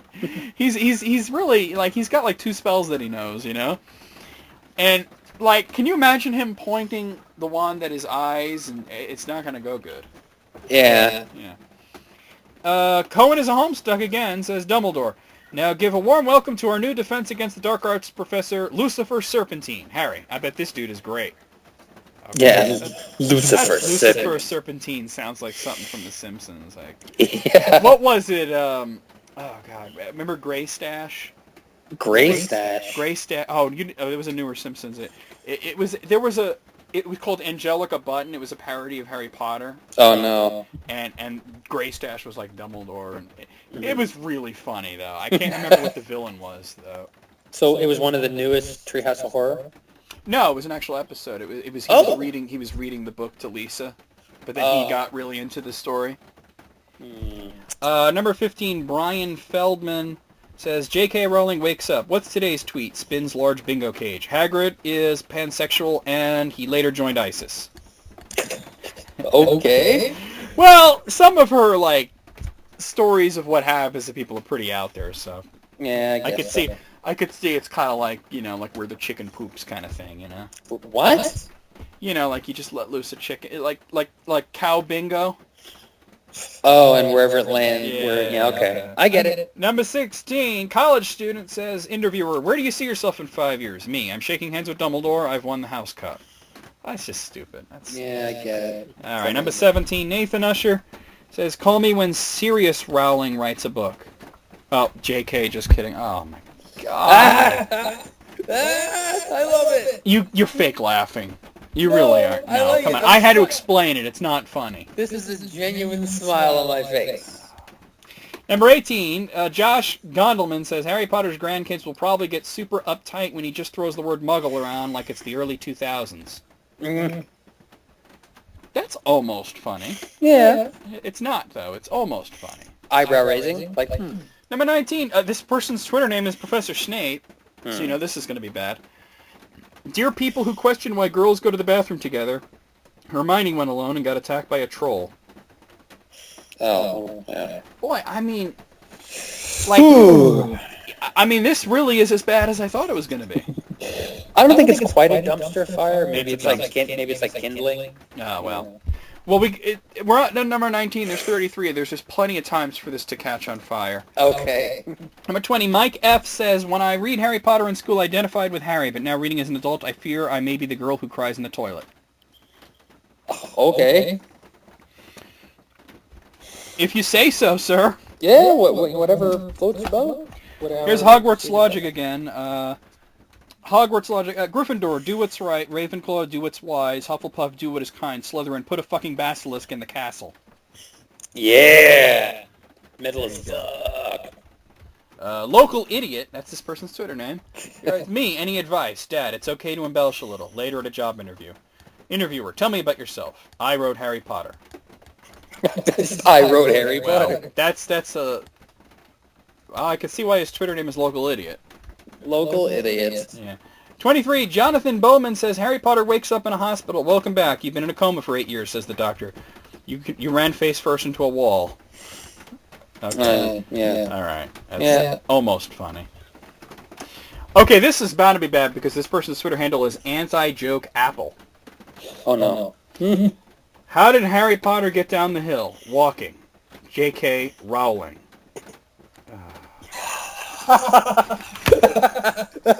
You know, I knew it was going to be like this, that you would be laughing and I would be face-palming, and yet I still decided to read this. I still decided to include it. All right, number 25, Anna Boozlaw says, at the height of sexual passion, yell into his ear 10 points for Gryffindor. All right. Well, I mean, at that point, who cares, right? Yeah. Go! 10 points for Gryffindor. Number 26, Jason Mustaine says... Oh, what? Oh, God. All right, you know the little lightning bolt icon on Twitter? Yeah. It says moments. He crossed it out and put the boy who lived and says, I fixed it. That is not even close to being funny. That's not on the same planet as funny. They look at funny with a high-powered telescope. Yeah, it's try-hard. They're try-harding it. Very try-hard. My God. The dumpster is ablaze. Number 27, Harry Potter reaction says, on a scale from 1 to 10, how much do you love Harry Potter? And the picture of Snape going 394. Oh. This is making me not like Harry Potter. Oh, go on. Number 28, Colin Crawford says, college is like Harry Potter and that pretty much what hat you put on decides who your friends are. Well, all right. I did not experience that in college. But it's an interesting look. It's maybe not funny, but it's interesting. Yeah, it's not even interesting. Number 20 says, I'm writing Harry Potter fanfiction. Adult Harry accidentally hits a jogger with his car, then uses magic to cover the body with leaves. It's like Stephen King's Harry Potter. Yeah. Come back to haunt you. Yeah, and then like he's, that's like, actually, that's like, I Know What You Did Last Summer. Oh, jeez. I'll always know what you did last summer. Well, look, I'm talking about the book here. Yeah. Number 30, Michael says, you're a wizard, Harry. I know. No, you're a gizzard, Larry. Hagrid, you're drunk. Use a wizard, Barry. Stop. Hagrid falls over wizard. Yeah, Razdra. Almost funny. It would take a lot to get Hagrid drunk, wouldn't it? Now, I gotta say, well, actually, he got pretty blasted in the when he went down with Slughorn. And they had the stupid funeral for his stupid spider. Oh, yeah. Okay, now this one's amazing. I haven't read it, but it's amazing because this was tweeted by Pornhub. Oh! Pornhub tweeted something about Harry Potter. It says, masturbating to pictures in the Harry Potter world would be extremely weird for the people in the pictures. Well, I don't know. If they're like sexy, naked pictures, that's probably what they're expecting, right? That's true. Yeah. Number 32, this person doesn't have a Twitter name. It's at Matt Nelson, but I don't know, it's like a symbol or something. If anyone knows a reason why these two should not marry, speak now. She thought Gandalf and Dumbledore were the same person. Priest vomits.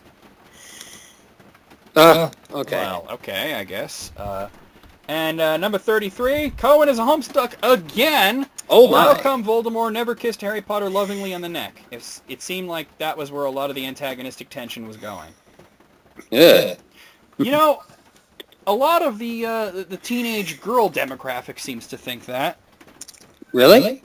Oh, they're all having sex in this fan fiction, and they're all gay. All right, whatever. Like I said, whatever floats your boat. Do you know what one of the biggest pairings is? Who? For some reason, Ginny and Draco. Really? Like, is there anything there to suggest that they don't hate each other? Maybe that's why. Because it's so unlikely. That must mean they're in love, right? Mm-hmm. All right, out of a 33... So hate fucking? I guess.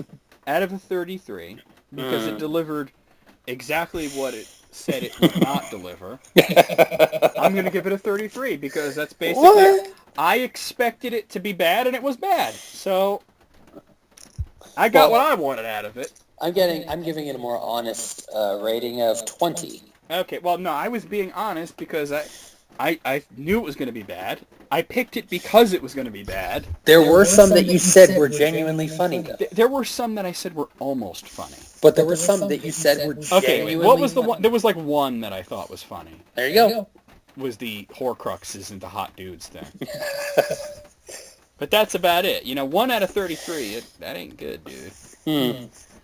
All right. I got a bunch of lists from, oh God, why am I getting email from Ted Cruz? Dude, you're losing. Stop emailing me. All right. Uh-oh. I just, Ted Cruz emailed me. Cool. He knows my name. Cool. I've never been on the man's website. I've never signed up for anything. Who is Ted Cruz? He's a presidential candidate. Oh, well, there you go. All right. Well, I got some lists from Hawkstar 5088. Let's see. Okay, I actually asked for people to send me something like this. This is 16 best Winston Churchill quotes and insults. Oh, okay. They weren't very brutal, but they were always very witty, He had a way with words. I think there's one I can think of. What's that? The whole, you're drunk, and then in the morning I'll be sober, but you'll always be ugly. Yeah, that might be on here. Yeah. Okay, this is with, he was talking with President Truman, who defended Churchill's replacement, Clement Attlee, by saying he seems a modest sort of fellow. Churchill said he's got a lot to be modest about. See, that's just witty, Yeah. It's yeah, I like that. Yeah, I like that. Okay, complaining about former Prime Minister Ramsay MacDonald's lack of gusto, Churchill said, I remember when I was a child being taken to the celebrated Barnum's Circus, which contained an exhibition of freaks and monstrosities, but the exhibit on the program which I most desired to see was the one described as the Boneless Wonder. My parents judged that the spectacle would be too demoralizing and revolting for my youthful eye, and I have waited 50 years to see the Boneless Wonder sitting on the Treasury bench. Oh, okay. That went a long way to call it spineless, huh? Yeah, there was a lot in there. When speaking of Lord Charles Beresford, a popular British admiral and member of Parliament, Churchill said, he's one of those orators of whom it was well said, before they get up, they do not know where they're going, what they're going to say. When they are speaking, they do not know what they're saying, and when they have sat down, they do not know what they have said. Oh, damn. Sounds like Obama to me. Let me be clear. Yeah. All right. Poor Ramsay MacDonald just couldn't catch a break from Winston, who found his apparent lack of a spine frustrating. He once called him a sheep in sheep's clothing. Yeah. I like it. That's nice. Yeah. Speaking of conservative politician Stanley Baldwin, Churchill said, I wish Stanley Baldwin no ill, but it would have been much better if he had never lived. Whoa! Well, damn. That's harsh. Okay. Liberal politician Joseph Chamberlain was once a mentor to Churchill, but after a disagreement over free trade, Churchill said, Mr. Chamberlain loves the working man. He loves to see him work. Is he calling him gay? An American novelist named Winston Spencer Churchill came to the attention of young Winston, who wrote to him, why don't you go into politics? I mean to be the Prime Minister of England. It would be a great lark if you were President of the United States at the same time. What's funny is the American Winston Churchill did go into politics, but he was never president. Yeah. That's pretty interesting. This is just about appeasers in general. He says, an appeaser is one who feeds a crocodile hoping it will eat him last. Whoa. It's pretty apt. Still gonna get eaten. Yeah, yeah. I like the metaphor of like a bear is going to attack and you start like lacing up your running shoes and you're like, you can't outrun that, or like a cheater or whatever. Like, you can't outrun a cheetah. Like, well, I can outrun you.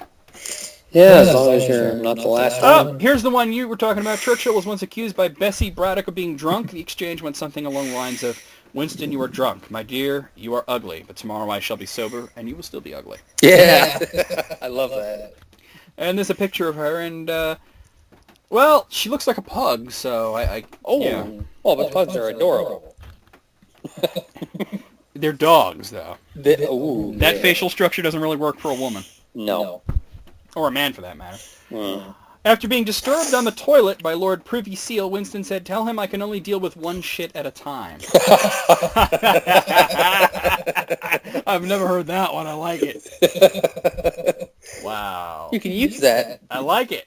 Yeah. Of French general and statesman Charles de Gaulle, Churchill said, what can you do with a man who looks like a female llama surprised when bathing? What? That's a very vivid image. It is. And kind of apt, too. He does kind of look like that. Oh. This was just a random quote. All dogs look up to you. All cats look down on you. Only the pig looks at you as an equal. Wow. Yikes. More venom for Ramsay MacDonald. He said, we know that he has, more than any other man, the gift of compressing the largest amount of words into the smallest amount of thought. It reminds me of something Homer Simpson said once. Yeah? They had Ricky Gervais on, and he was about blathering on and on and on. And Homer goes, wow, you take forever to say nothing. Wow. Here's another just random quote. A lie gets halfway around the world before the truth has a chance to get its pants on. Oh. That's actually pretty true, too. Yeah. While preparing to be interviewed, Churchill started scribbling furiously on his notepad and said, I'm just preparing my impromptu remarks. Okay. He is a witty fella. Yeah, his one about his diet. He says, in the course of my life, I have often had to eat my words, and I must confess that I've always found it a wholesome diet. Hey. There you go. Oh, that was the last one. Okay, at a 16, wow. I was surprised by the shit one. That was good. Yeah. So I'm going to give it a 16. What do you say? I'm going to give it 15. I think there was one there that I was like, eh. Okay. Now here's one from metalsucks.net, which is a heavy metal website, and we have the 25 best metal bands of all time. Oh. You're going to have to help me with this. You know more about metal than I do. Well, if it's the 25 best, I would hope that you'd know most of them. Let's see. Oh, let's see. Number 25, Lamb of God. Oh, yeah, I've heard of them. I've heard them, actually. Yeah, you know, I mean, it's interesting. I think that they could have been bigger than they were. Oh, what was holding them back? I remember hearing a discussion once about, like, the 80s belonged to Metallica, the 90s belonged to Pantera. Who does the 2000s belong to? And somebody said that the closest thing coming to it was Lamb of God, but the problem was there were too many imitators out there clogging it up. Number 24, Napalm Death. Oh, God. Well, certainly the greatest grindcore band of all time. I'm not a fan of the grindcore. It's a little too much for me. Yeah. Number 23, Ozzy Osbourne. Not exactly a band, but I guess when he performed with his band, it's just Ozzy Osbourne, so yeah. Yeah, I just associate it with, it's Ozzy Osbourne and his band. Number 22, Celtic Frost. That's very interesting. I think you've told me about them. They don't have two albums that sound the same. That's good, right? Everything is a reinvention, and it's always really interesting to see what they're going to do. Number 21 is AC/DC. Now, they don't have two albums that sound different. Yeah. It's always big guitars, You big know, riffs. I mean, there is something to be said for dependability. You know exactly what you're going to get. Mm-hmm. And if you like AC/DC, Yeah, exactly. Then good. Somebody once asked Angus Young, how do you feel about people saying you released the same album 12 times? And he says, well, actually, it's 13. Number 20, At the Gates. Not familiar. At the Gates. I don't know about them being number 20. I mean, no good? I don't know. I wouldn't say that, but I would say maybe they're more like number 38 or something. You know what I mean? So they're good. They're not top 20 material, in my opinion. Oh, Number 19, Testament. I think I've heard them. They're another one that they're good. They really are good, but I don't know that they're top supporting material. The best. See, like Testament, okay, like everybody talks about the big four of thrash: Metallica, Megadeth, Anthrax, and Slayer. And then Testament's just like kind of the one hoping somebody dies so they can take the place. You know? Okay, they're just waiting in the wings. Yeah, they're good, but they're just, there's a lot of competition, so to speak. Number 18 is Opeth. Now, there was a time when that I would have really been offended by them being that low on the list, but they've released a couple of really shitty albums lately, and they really seem to have lost their creativity, in my opinion. Find your way, Opeth. Find your way. They used to be creative because what they were doing was they were mixing the sound of the Gothenburg style of melodic death metal with sort of this like progressive 70s rock and roll sound, and not doing one song of each, but doing them both in the same song, That's a lot of things put together that I don't know. And then, well, it's two things. But they seem to just be doing like, we're going to be like a crappy tribute to King Crimson. Oh. And it's kind of sad. Oh. Number 17 is Meshuggah.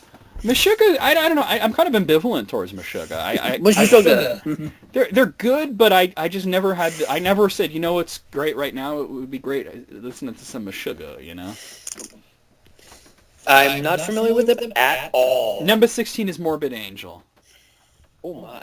They're pretty much like the death metal equivalent of AC/DC. Like you know exactly what you're gonna get with them. It's a steady diet of Morbid Angel. Yeah, like what the album's gonna sound like, and if you like it, you're gonna be pleased. You know what you're getting. Number 15 is Merciful Fate. Here's the thing. Excellently written songs, horrible singer. Oh. I love it when I hear their songs covered by, like, Metallica has done some great covers of Merciful Fate songs. They're the best band to cover. They really are, yeah. If you have a decent singer, you should cover Merciful Fate. Number 14 is Dio. That was another, like, you know exactly what you're getting with Dio, and it's going to rock ass. Oh, yeah? Good? They're good? Well, Thumbs up? You know Dio. I know Dio. Holy Diver, man. Yeah, I know We Holy Rock, Diver. Last in Line. No, all I know is Holy Diver. You probably know a couple other songs. Maybe, but I just don't know it's him. Them. Number 13 is Sepultura. My brother was into them back when he had this weird I kind of phase put that. them on the same plane as Meshuggah, where like, yeah, I recognize they're talented and they're good and everything, but I never said, I want to listen to some Sepultura right about now. Honestly, I thought they were kind of forgettable from what I remember. Well, I don't think it's that they're forgettable. I just think that there's a lot of other bands that sound exactly like Sepultura. I think that's why, because I could just Problem, pile them in, It's hard for them to be original when everybody's doing what they're doing. Number 12 is Anthrax. We've talked about Anthrax in the past when you were listening to Persistence of Time. Yes. And I recommended that you check out Among the Living and their newest one at the time, which was Worship Music. Have you ever listened to those? I have not listened to worship music, but Worship Music was really good. What was that one that I had? It was like Rust in Peace, was it? That's Megadeth. Or Megadeth. Sorry, what are we talking about? Anthrax, right? Yeah. I think I listened Among the to- Living was their famous album. Okay. Number 11's Cannibal Corpse. We've had this discussion before. Yeah. This is another one that I just don't like the singer. Like, I don't mind the growling vocals. I listen to a lot of bands that growl, but he screeches, and I can't get into that. I don't like the growl or the screech. Number 11, that was number 11. Number 10 is Carcass. Wow. That's a sad showing, to be honest. Why?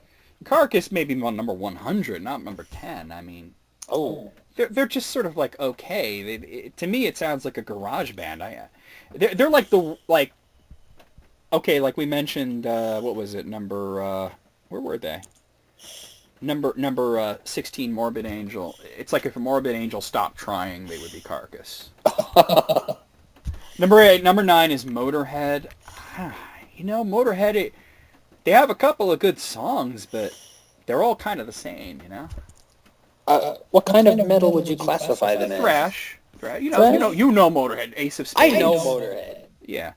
I know more than Ace of Spades. Yeah. So you know Lemmy. I mean, of course, he's got a Cocoa Puff on his cheek. Number 8 is death. Just death. Where do you think the term death metal came from? Yeah, and I don't like was death metal. Amazing band. Because they weren't just death metal, they were also progressive metal at the same time, and Death prog. Death prog, yeah. And actually, the guy who was both the vocalist, the guitarist, and he wrote all the songs was Chuck Schuldiner, and he had another band afterwards that was really amazing, where it was just progressive. It was not death metal, and they were really good. He died too young. I mean, it was just sad what happened with him. His brain cancer. Oh, geez. Yeah. Bad way to go. Number 7, Megadeth. Okay, yeah. I feel they were like top 5 material, but they have fallen. The last couple of albums were bad. But their back catalog. It doesn't diminish the back catalog, but when you have other bands that have been around and have continued to release good albums, or bands that have stopped before they could release bad albums, you do kind of fall. You know, I can understand why they're not top. Number 6, Judas Priest. Oh, great band. They were a band that, like, once they could have been in the top 3, and then they fell hard, and then they've been making this comeback. The last couple albums were really good. Yeah, I think they're really good. Number 5 is Pantera. Not as much of a fan of Pantera. Cut down in their prime. Well, man, you know, Pantera. I mean, they were this weird kind of hair metal band at first, and then all of a sudden they experimented and they created like a new kind of metal. We call it groove metal now, but I mean, Cowboys from Hell was really groundbreaking. Then they broke up, and it's like there was never a chance for any kind of reunion because of what happened with Dimebag Darrell, and we never got to, like, he had a band Damage Plan. We never really got to experience how good that could have been. So he got murdered. I mean, yeah, it's tragic. Number 4 is Metallica. They've had their highs, they've had their lows. They've had way more highs than lows. Where are they now? Would you say low?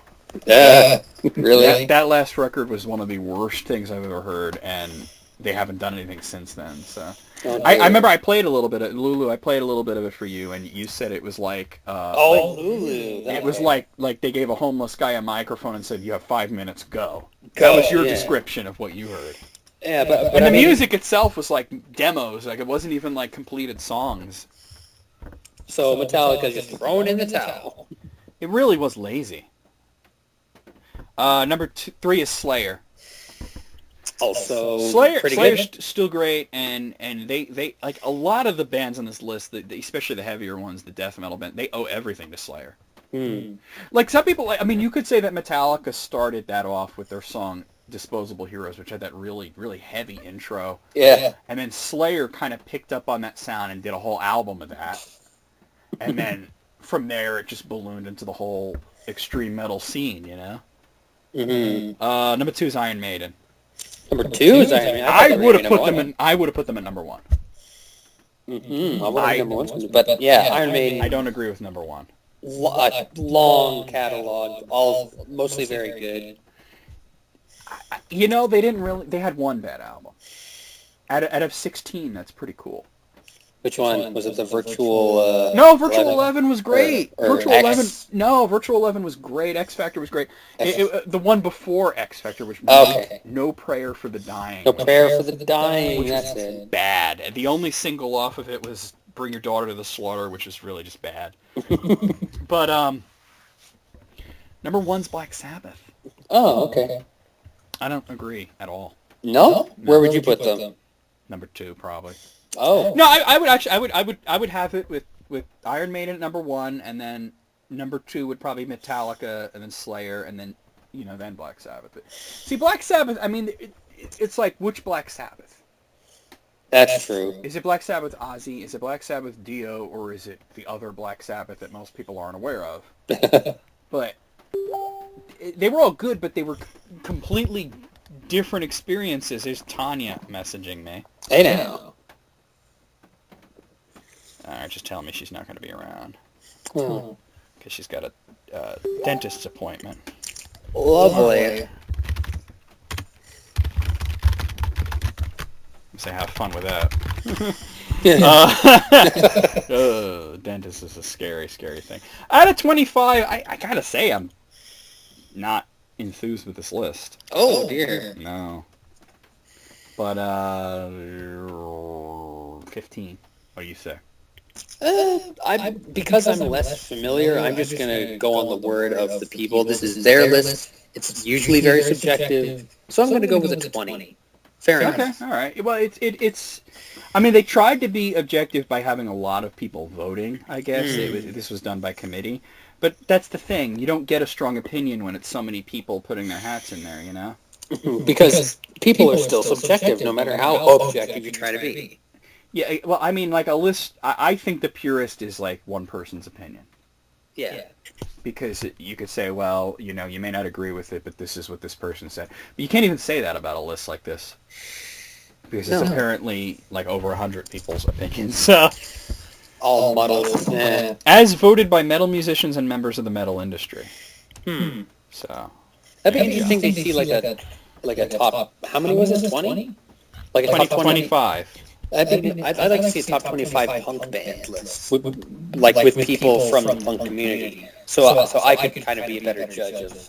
Yeah. I mean, well, if anybody has a list out there, send that out there. Now, I actually just clicked the link, and I have another version of the same list as done by the readers of Metal Sucks.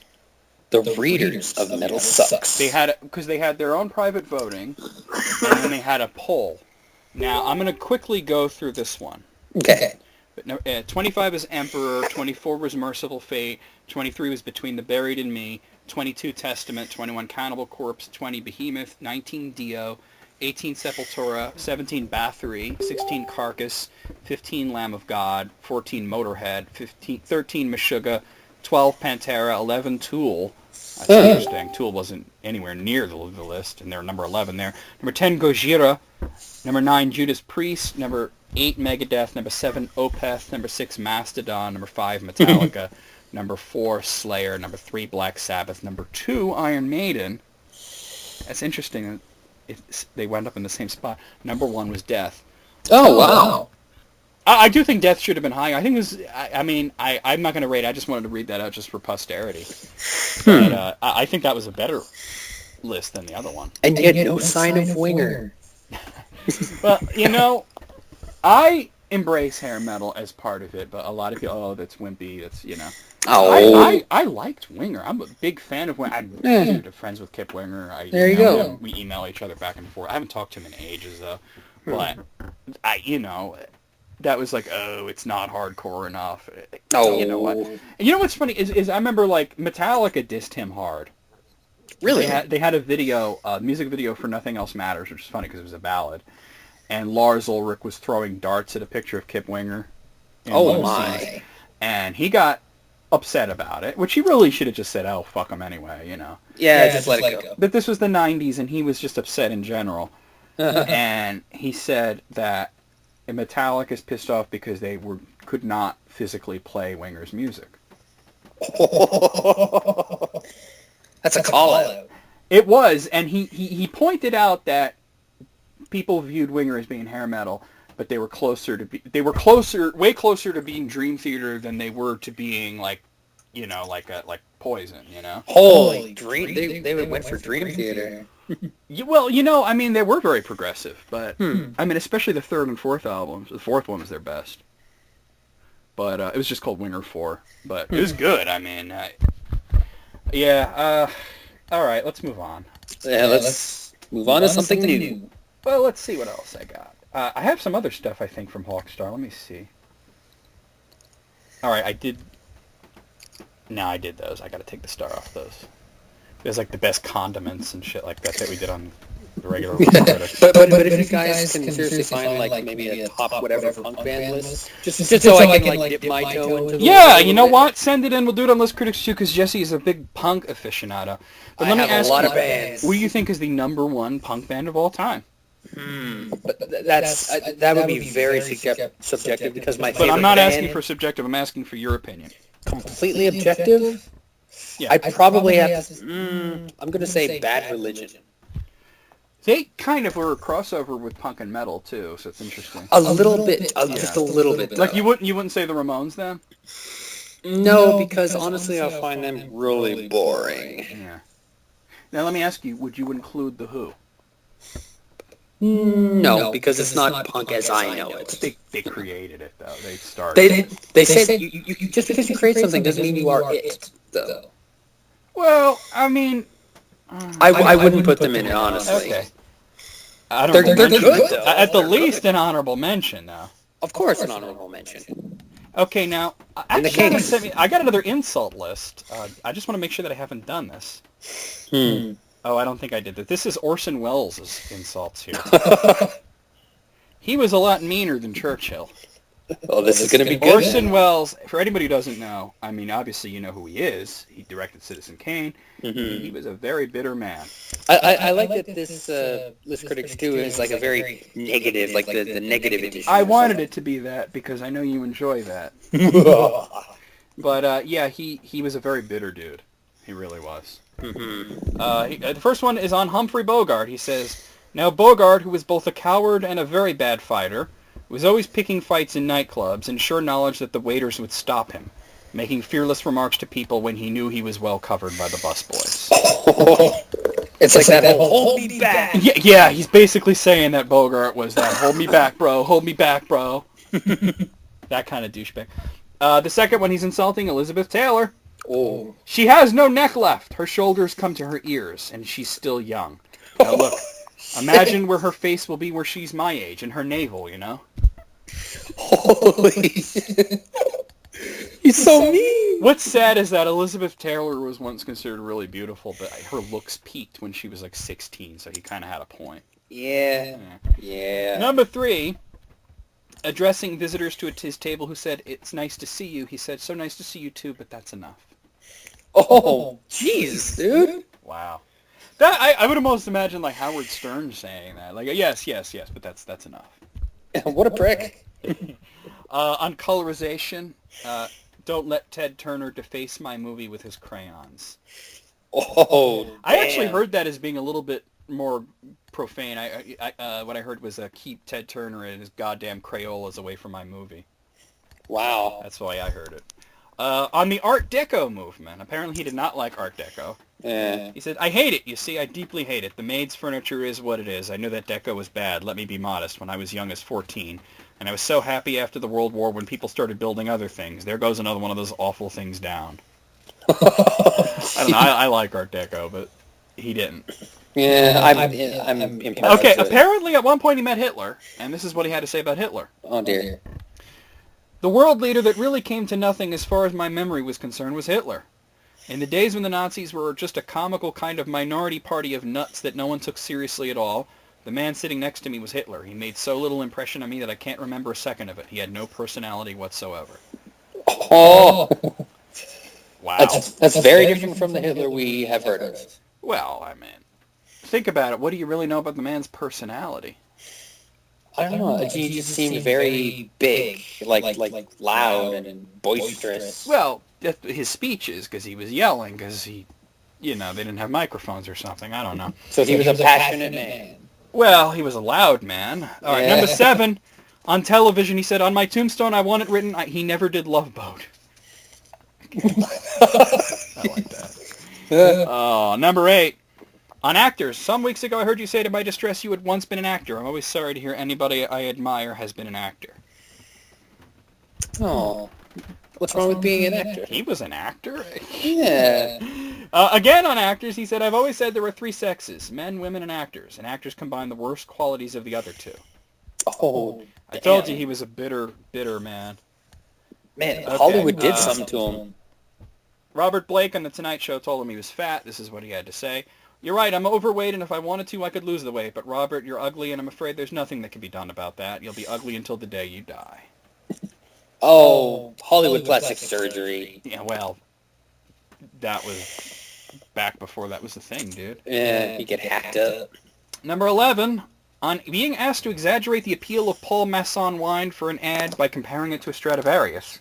Oh. He said, "Come on, gentlemen, now really, you have a nice, pleasant, little cheap wine here. You haven't got the presumption to compare it to a Stradivarius violin. It's odious."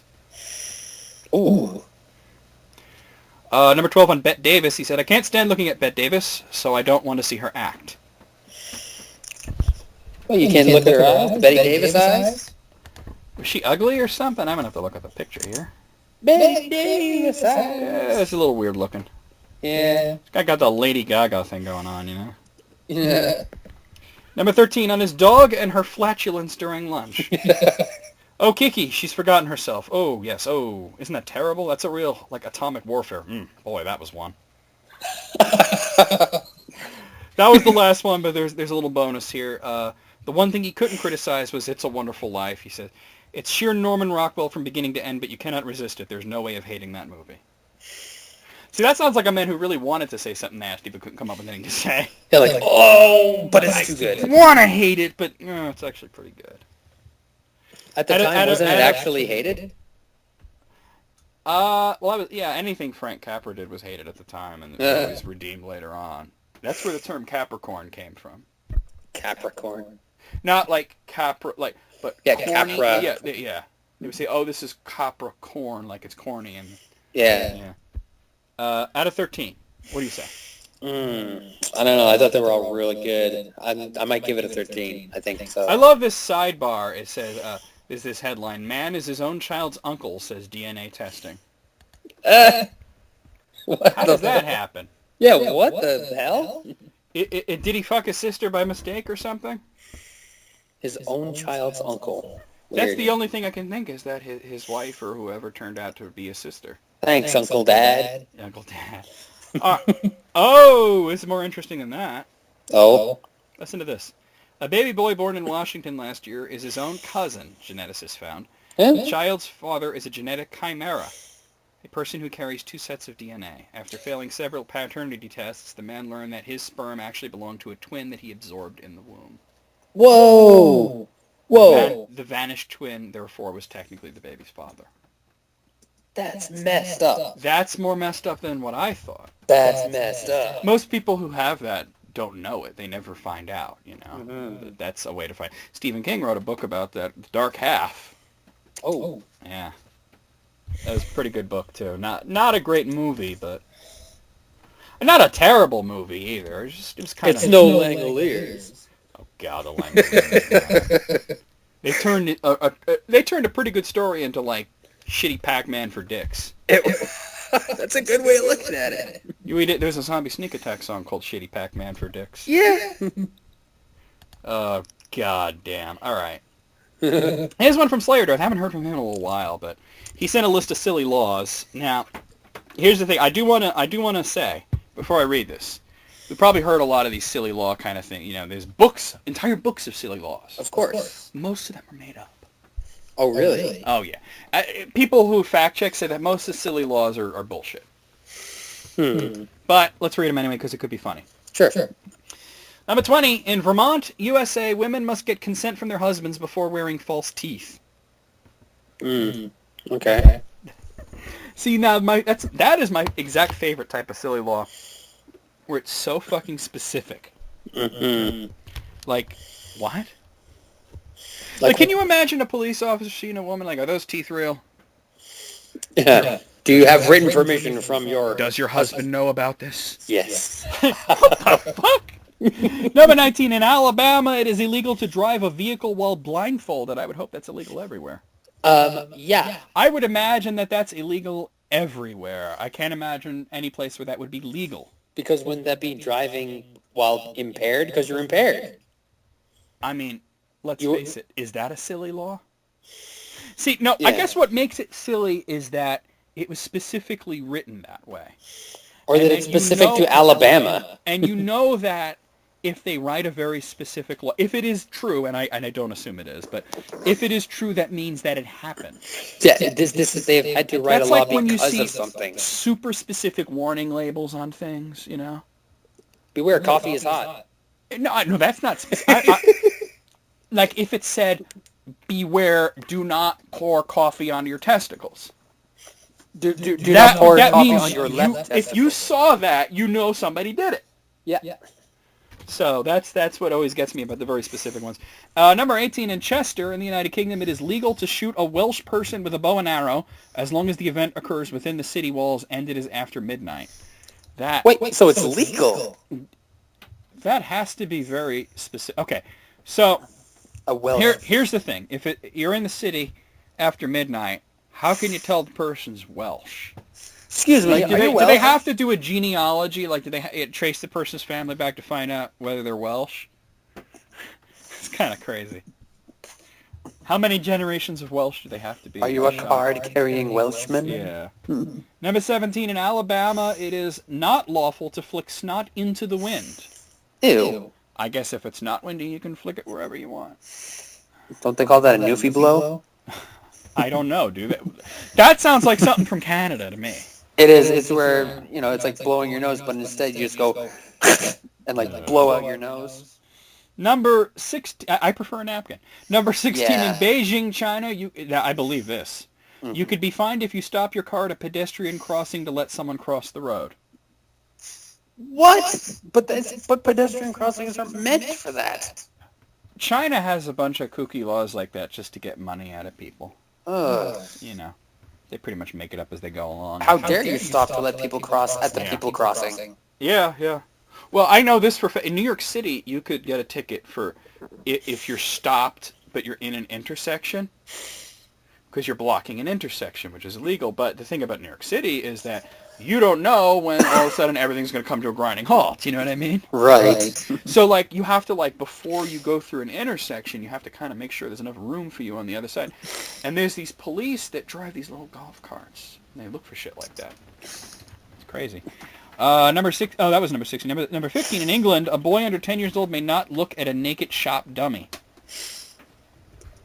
Wait, what? Like, no, who do you fine in that case? The parents for subjecting their child to a naked dummy? Or is it the boy, or is it the shop owner? Or... Yeah, for letting the naked dummy be present? I don't know. You know what? I don't know. England's weird. Number 14, kissing on French railways is forbidden, and in Greece, if a man is caught kissing a woman, the death penalty can be enforced. The death penalty. Well, I don't know how much I believe that, but when it comes to Greece, this is the country that once banned video games because they could not differentiate between video games and gambling machines. How is it gambling? It was a very vague law, and that's what happens with vague laws. It's since been rescinded. Number 13, in Kentucky, it is illegal to carry a concealed weapon that is more than 1.8 meters long. Now, I gotta say, if you can conceal a weapon that big, then you go. Yeah, you can't put that down your pants. You know what that reminds me of? The Highlander TV show, where he always just pulled his sword out of nowhere. You never saw where it came from? I mean, he had the trench coat, but really, like, how do you conceal a huge sword like that? Better not bend over. Ooh. And cut your own ass off. Oof. Number 12, in Milan, Italy, there is a legal requirement to smile at all times except at funerals or during hospital visits. See, I don't believe a second of that. No. Who's going to enforce that? That's a smirk, not a smile. Oh, yeah, right, yeah. Number 11, in France, it is illegal to name a pig Napoleon. Okay. I could believe that might be a thing. Yeah, because Number 10, in the UK, any person found breaking a boiled egg at the sharp end can be sentenced to 24 hours in the village stocks. That sounds like an old-timey law, then? I want to know why they don't want you to break it at the sharp end. And is the sharp end like it's sharp? Well, you know, the pointy. Yeah, but why is that a bad thing is what I want to know. I don't know. That's gotta be bullshit. It's gotta be. I'm plugging that into Google to see if I could find any kind of. Well, here's something on the BBC website. Let's see. Well, apparently it was Edward VI that came up with that one, so I guess he's just, too inbred to think. He's a crazy king. Number 9, in the city of Joliet in Illinois, a woman can be arrested for trying on more than 6 dresses in one shot. Because, honestly, if you're going to go around in those dresses, you deserve to go to jail. I wonder who was upset with that. Is it the shopkeeper? Is it the husband? I'm guessing probably both. Like, come on, maybe you tried more on the everything. husband. Yeah. Number 8, in California, it is illegal to set a mousetrap without a hunting license. I could believe that about California. I could probably believe it based on vague laws, probably. Yeah. Yeah, it's probably one of those vague things. Like, they're probably like... Mousetrap, bear trap. They could interpret that as being hunting, you know? All right. Number 7, in Switzerland, after 10 p.m., a man may not pee standing up. Okay. I'd love to know the rationale for that, if it's true, which I don't think it is. Number 6, in China, you're not allowed to rescue anyone who is drowning because it is thought you are interfering with their fate. What? Oh, okay. What? That sounds like bullshit to me. Wait, I was thinking about that peeing law. Maybe it's so that dudes can't like pee in public in corners. So because they'd have to sit down, you know. But they could still do that. They could sit down and do it. Why won't they just make a law? Don't pee in public. Yeah. It's too specific. All right, number 5, in England, drivers of black taxi cabs are required to ask all passengers if they have smallpox or the plague. In black taxi cabs. If it's any other color, I guess it's fine. Who has a black taxi? That's who has smallpox or the plague? The plague's still around, but it's curable. Yeah, it's quite Smallpox is not around, which is good because it's not curable. Yeah. Number 4, in Florida, it is illegal for unmarried women to parachute on Sundays. That's one of those. I don't believe that for a second. It's one of those. No, that's just a bunch of goofy things thrown together. Yeah, really. That's like a silly law bingo, you know. Yeah, there you go. Number 3, in Victoria, Australia, it is an offense to wear pink hot pants after midday on Sunday. That's exactly the same thing. It's goofy law bingo right there. I can see why though, because that's a manatee thing, you know.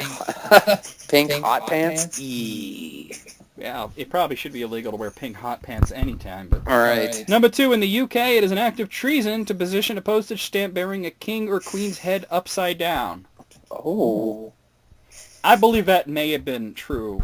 Probably some time ago. A long time ago, where some king didn't want that to happen. It's defacing the king or queen. And finally, in Ohio, it is illegal to get a fish drunk. I would love to know the sobriety test for a fish. Kiss the cod. Can it swim in a straight line? You know? Can you make it blow into a breathalyzer? Can it blub the ABCs backwards? What? I mean, that's too... I mean, okay. Well, I don't believe most of these, but the point of these is to be entertaining, and I feel entertained. So I'm going to give it, out of 20, I'm going to give it a 17. What do you say?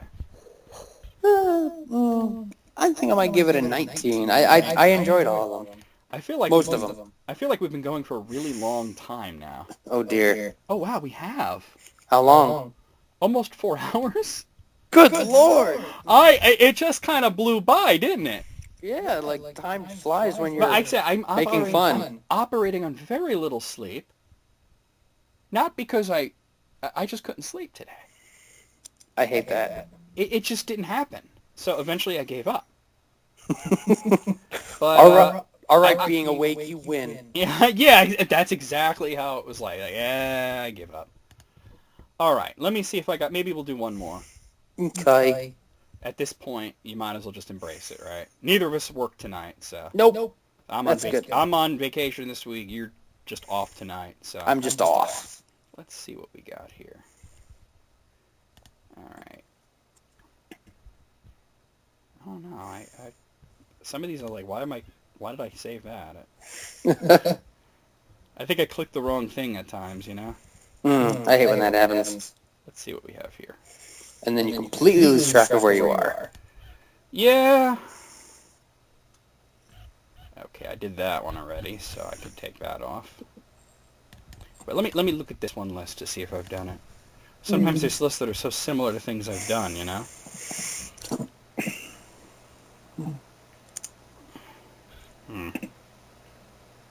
Alright, I don't think I've done this one. I've done something similar to this, but I haven't done this specific list. Okay. It is, okay, do you remember the Kickstarter for potato salad? Yes. That went viral pretty fast. Ridiculous in a good way, I think. Yes. Well, here are 12 other incredibly stupid Kickstarter projects that could be the next potato salad. This was written just like a week after the potato salad thing went viral. Okay. So this first one is French toast pancake waffle. Oh, okay.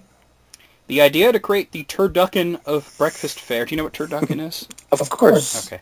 So that one never has to choose between the three classics. The goal was $15. The pitch, I'm raising money to buy the necessary ingredients for testing with the goal of arriving at the perfect topawa recipe. Topawa. Now, let's take a look at Let's see if it was funded. It was. He made $23. Hey! Hey, I hope he was successful. And he had a little extra for some syrup or something. Exactly. Exactly. Or just in case the first batch goes wrong. Or a bunch of blueberries, who knows. Hey, that sounds nice. Hey. All right. The next one is Paul, the sexiest smartphone charger on the planet. Oh. The idea to create and market a charger that is an armless male mannequin with a retractable butt plug. Whoa, what? The goal, $8,000. Whoa. The pitch, technology should do more than just represent your sexuality. It should literally be sexy. I would posit that it should be neither of those things. Yeah, why? Why? Well, he did not quite reach the $8,000 goal. He only raised $2,160. Still good effort. Approximately $2,155 more than I thought he would get. Yeah, right. What's funny is you would think that the phone would go into the butt based on... Apparently the butt plug goes into the wall and the smartphone goes onto the crotchal area.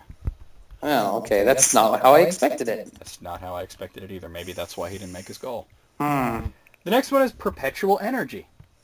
The Yo, all right. to create perpetual energy. Yeah, okay. The goal, $30,000. The pitch, with global warming and people getting sick from the bad air, it's time we made something happen. From the bad air. Made $203. Which means, and by the way, anytime that they fall short of the goal, they don't actually get any of the money. That's how Kickstarter works. Nope, they get nothing. Like with Indiegogo and GoFundMe and all of these, they get whatever people put in. But Kickstarter is a pledge, and you only get the money if you reach the goal. Mm-hmm. Which is kind of kooky, but... Kickstarter gets a little kickback. Not if it doesn't reach its goal, though. No, only if it's funded. Yeah. All right, the next one is Popcorn Strainer Marketing Fund. The idea to sell the popcorn strainer, a product that separates unpopped kernels of popcorn from the good stuff. Hey, not a bad idea. Not a bad idea, but he wanted $5,000 for it. The pitch works for every size bowl. Okay. He made $47.90. Not quite there. Not quite, no. Just missed it. Missed it by that much. Just by a cunt here. Okay, this one I like. No Raisins Trail Mix. Hey. The idea to produce raisin-free trail mix. The goal, a modest $250. Oh. The pitch, now I don't know about you, but I loathe raisins. I hate that they are in every version of trail mix. I think that there are people out there who would want that. But he didn't quite make the goal, only made $26. Oh. Shame, I don't really know why you would need $250 to do that, but... I do like raisins, though, so raisin-free trail mix, well, yeah, I don't but know. you can understand the appeal of that. I do know people who dislike raisins. I dislike raisins. There you go. Okay, the next one is Stack Up, the easy way to use stand for preformed potato chips. Okay. The idea to produce the Stack Up, a plastic stand that holds Pringles. The goal, $93,800. What? What do you need that for? Amazing. The pitch, we like our preformed potato chips in a can. We don't just eat them, we really enjoy them. But like everyone else that enjoys them, we have a problem. How can we present them? Present them in a damn can. Well, I think they meaning like putting them out for a party or something. Throw them in a bowl, who cares? It was actually in euros. It was 69,000 euros that he asked for. He got 560 euros, which is more than I thought. I mean, this is literally a piece of plastic. That's ridiculous. You don't need that much money. Well, that was clearly a scam, and I think people saw through it for the most part. Yeah. Amazing. All right. This one's called Your Face in My House. The idea, to create a collage of contributor photos on the blank basement walls in the new home the creator is hoping to purchase. The goal, $200,000. Just to put your face in his house? The pitch, I invite you to be a part of history and be part of my new family room. So essentially, he's asking for people to buy his house for him. Yeah, pretty much. And he'll put your face on a blank basement wall. Not even a part of the house that people would normally see. Gee, it sounds so appetizing. Where can I sign up? So he made an amazing $0 on this one. Nobody, not a single person backed this one. Maybe he was a little too ridiculous with his premise. Maybe it was obvious that he just wanted a free house. Yeah. Buy my house. That's what he should have called it. Buy my house. That's what he should have called it. Yeah. I bet he would have actually made a couple bucks. That's like, furry balls plot menacingly on the table. South Park. Yeah. Okay, I kind of like this next one, even though it's a crazy amount of money for this, but Puglet, the first ever all-pug production of Hamlet. Aww. That could be cute for something like YouTube. The idea to stage Shakespeare's classic tragedy with pug actors, the goal $5,000. What, to buy the pugs? I guess. I don't know. To the pitch, this will be the first ever that I'm aware of all-pug production of Hamlet. The actors will be pugs, even Gertrude. Even Gertrude. Why would we think that Gertrude wouldn't be a pug if it's an all-pug production? Yeah. $5,000. He made, It met its goal. What? $5,035 from 196. I mean, I think that many people just they'll kick in a little bit of money just for the cuteness factor. And it adds up. And apparently, it was produced. They did make it, and you could go to a website and I guess rent it for 48 hours to stream and watch it. Aww. I'm sure it's adorable. That one isn't so bad. And the last one is Huntagram. It's Instagram for hunters. So I guess to post dead animal pictures, I guess. I don't like that. The goal, $2,500. The pitch, it can be for any animal, deer, elk, fish, bear, turkey, any animal that has a legal hunt. Hunter love nothing more than to tell their hunting stories besides showing off their kids' stories.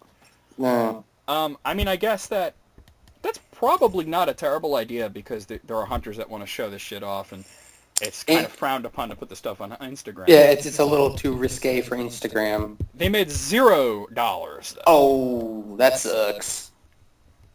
So, I think calling it Huntergram was the first of many errors there. Sorry, hunters, you'll have to wait a little bit longer. Yeah. I mean, the thing is, Facebook allows you to put those pictures up, so...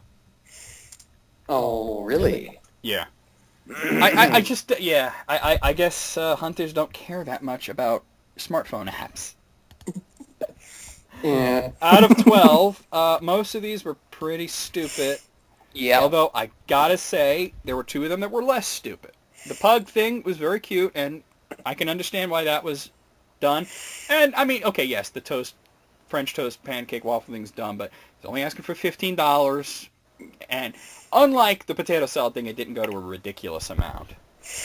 No. And I wonder what it would look like. I have no idea. See, I can understand doing French toast waffles or French toast pancakes, but how do you do something that is both waffle and pancake? Yeah, because one, Because a waffle is a pancake put in a waffle iron.